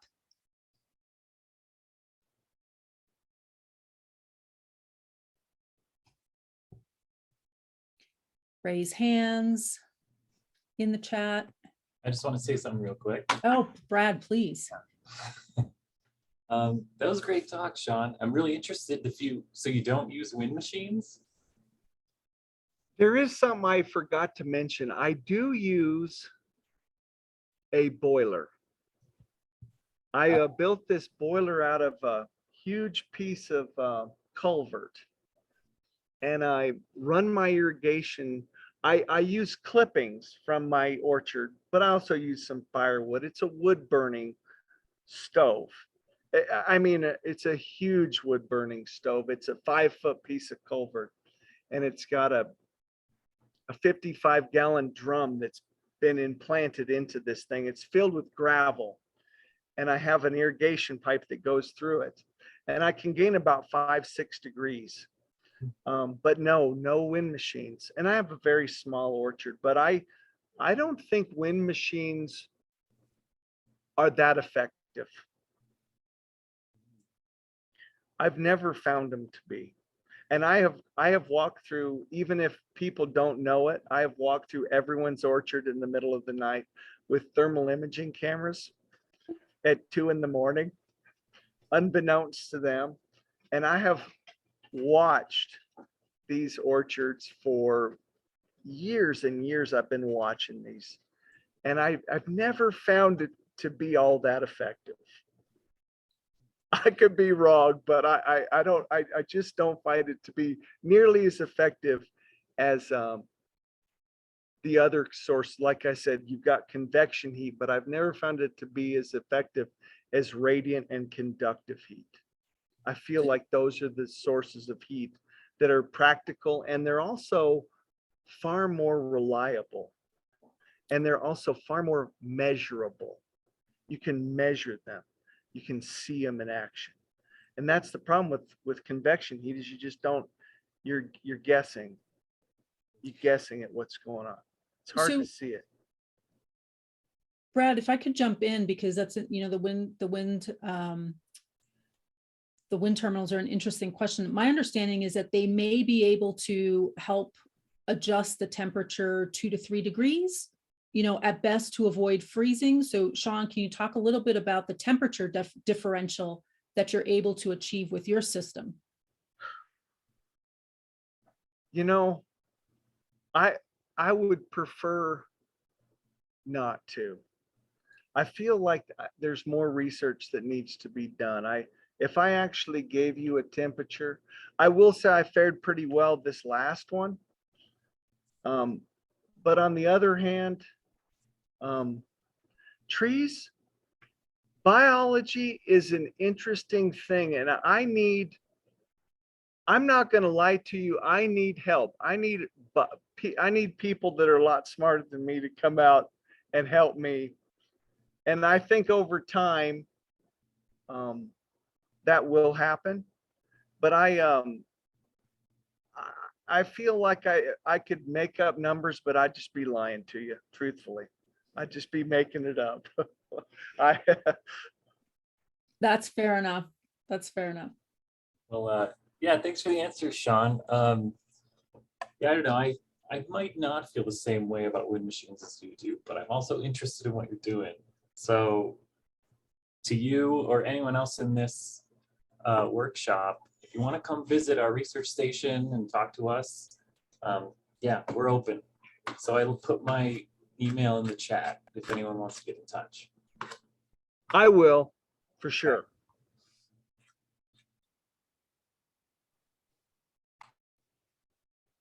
Any other questions? So, we talked a lot about orchards. We talked a lot about rangelands.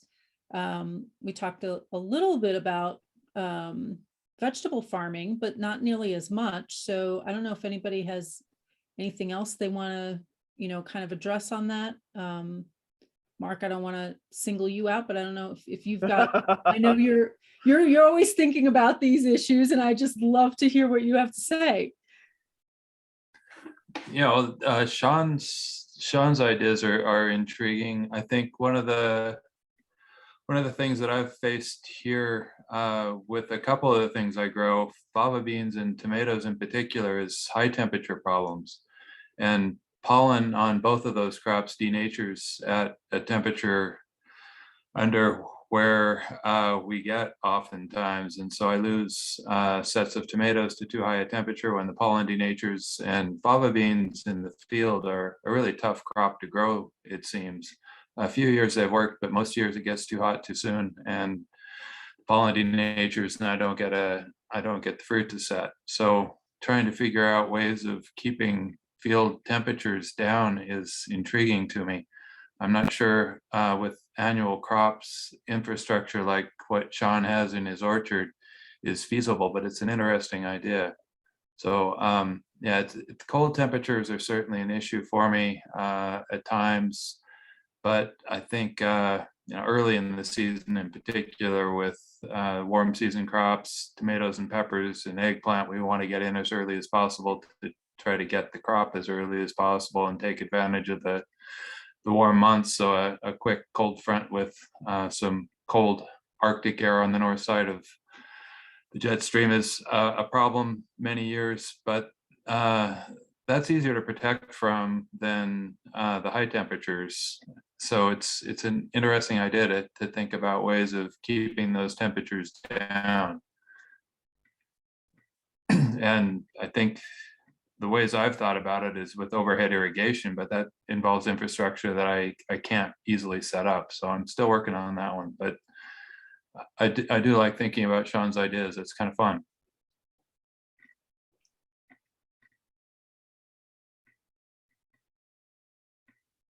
Anybody else want to share what they've been experiencing with the hotter, drier temperatures?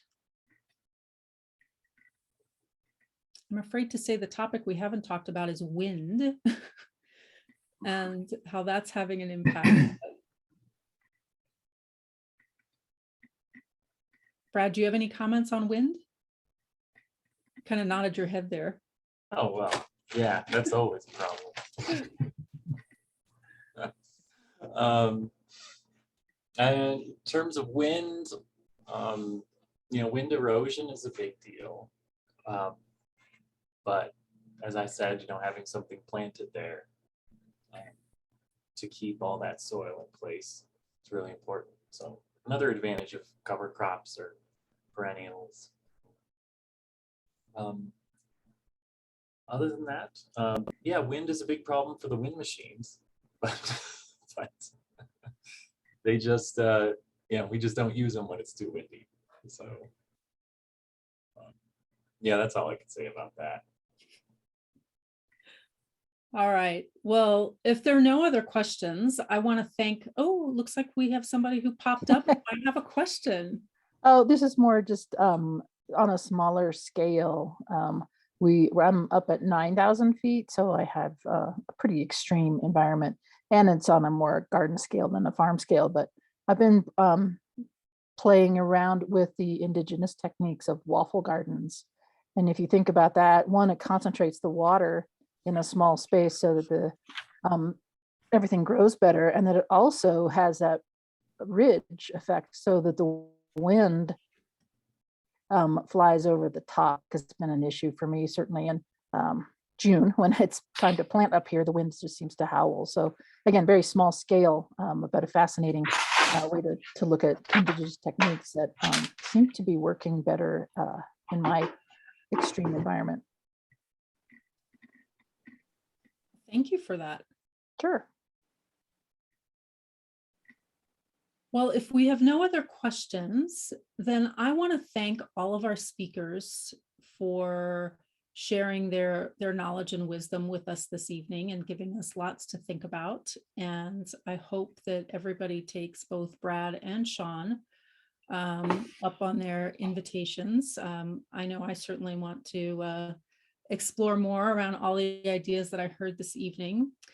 I want to remind everybody that part 2 is going to be next week on the 25th, and we're going to focus on local innovation again, but from a restaurant perspective, and then also look into how we can better serve our communities, from topics of conservation easements to educational and nutritional programs, and also really understanding our municipal water infrastructure.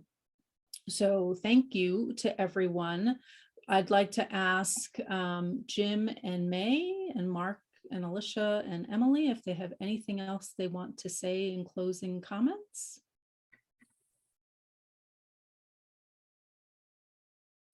No? All right, then. Well, thank you, everyone. Have a wonderful evening. And I think it's somewhat of a historic moment that we're actually ending 9 minutes early. So thank you, everyone. Have a wonderful evening, and we'll see you next week. We will have the recordings, as Jim mentioned. So look for a message from us in probably the next day or two for how you can access the presentation. That's not going to happen. It'll probably be, I'll wait until we have both sets done so we can do it Oh, that way. And I'm not going to be here this week, so. oh, okay. Well, then I apologize. Okay, wonderful. So Thanks everyone for being here. That was fascinating and just really great to hear from Shawn and Brad and Katie and Jenny and Retta. It's just really nice to have everyone here talking about these things. Thank you so much.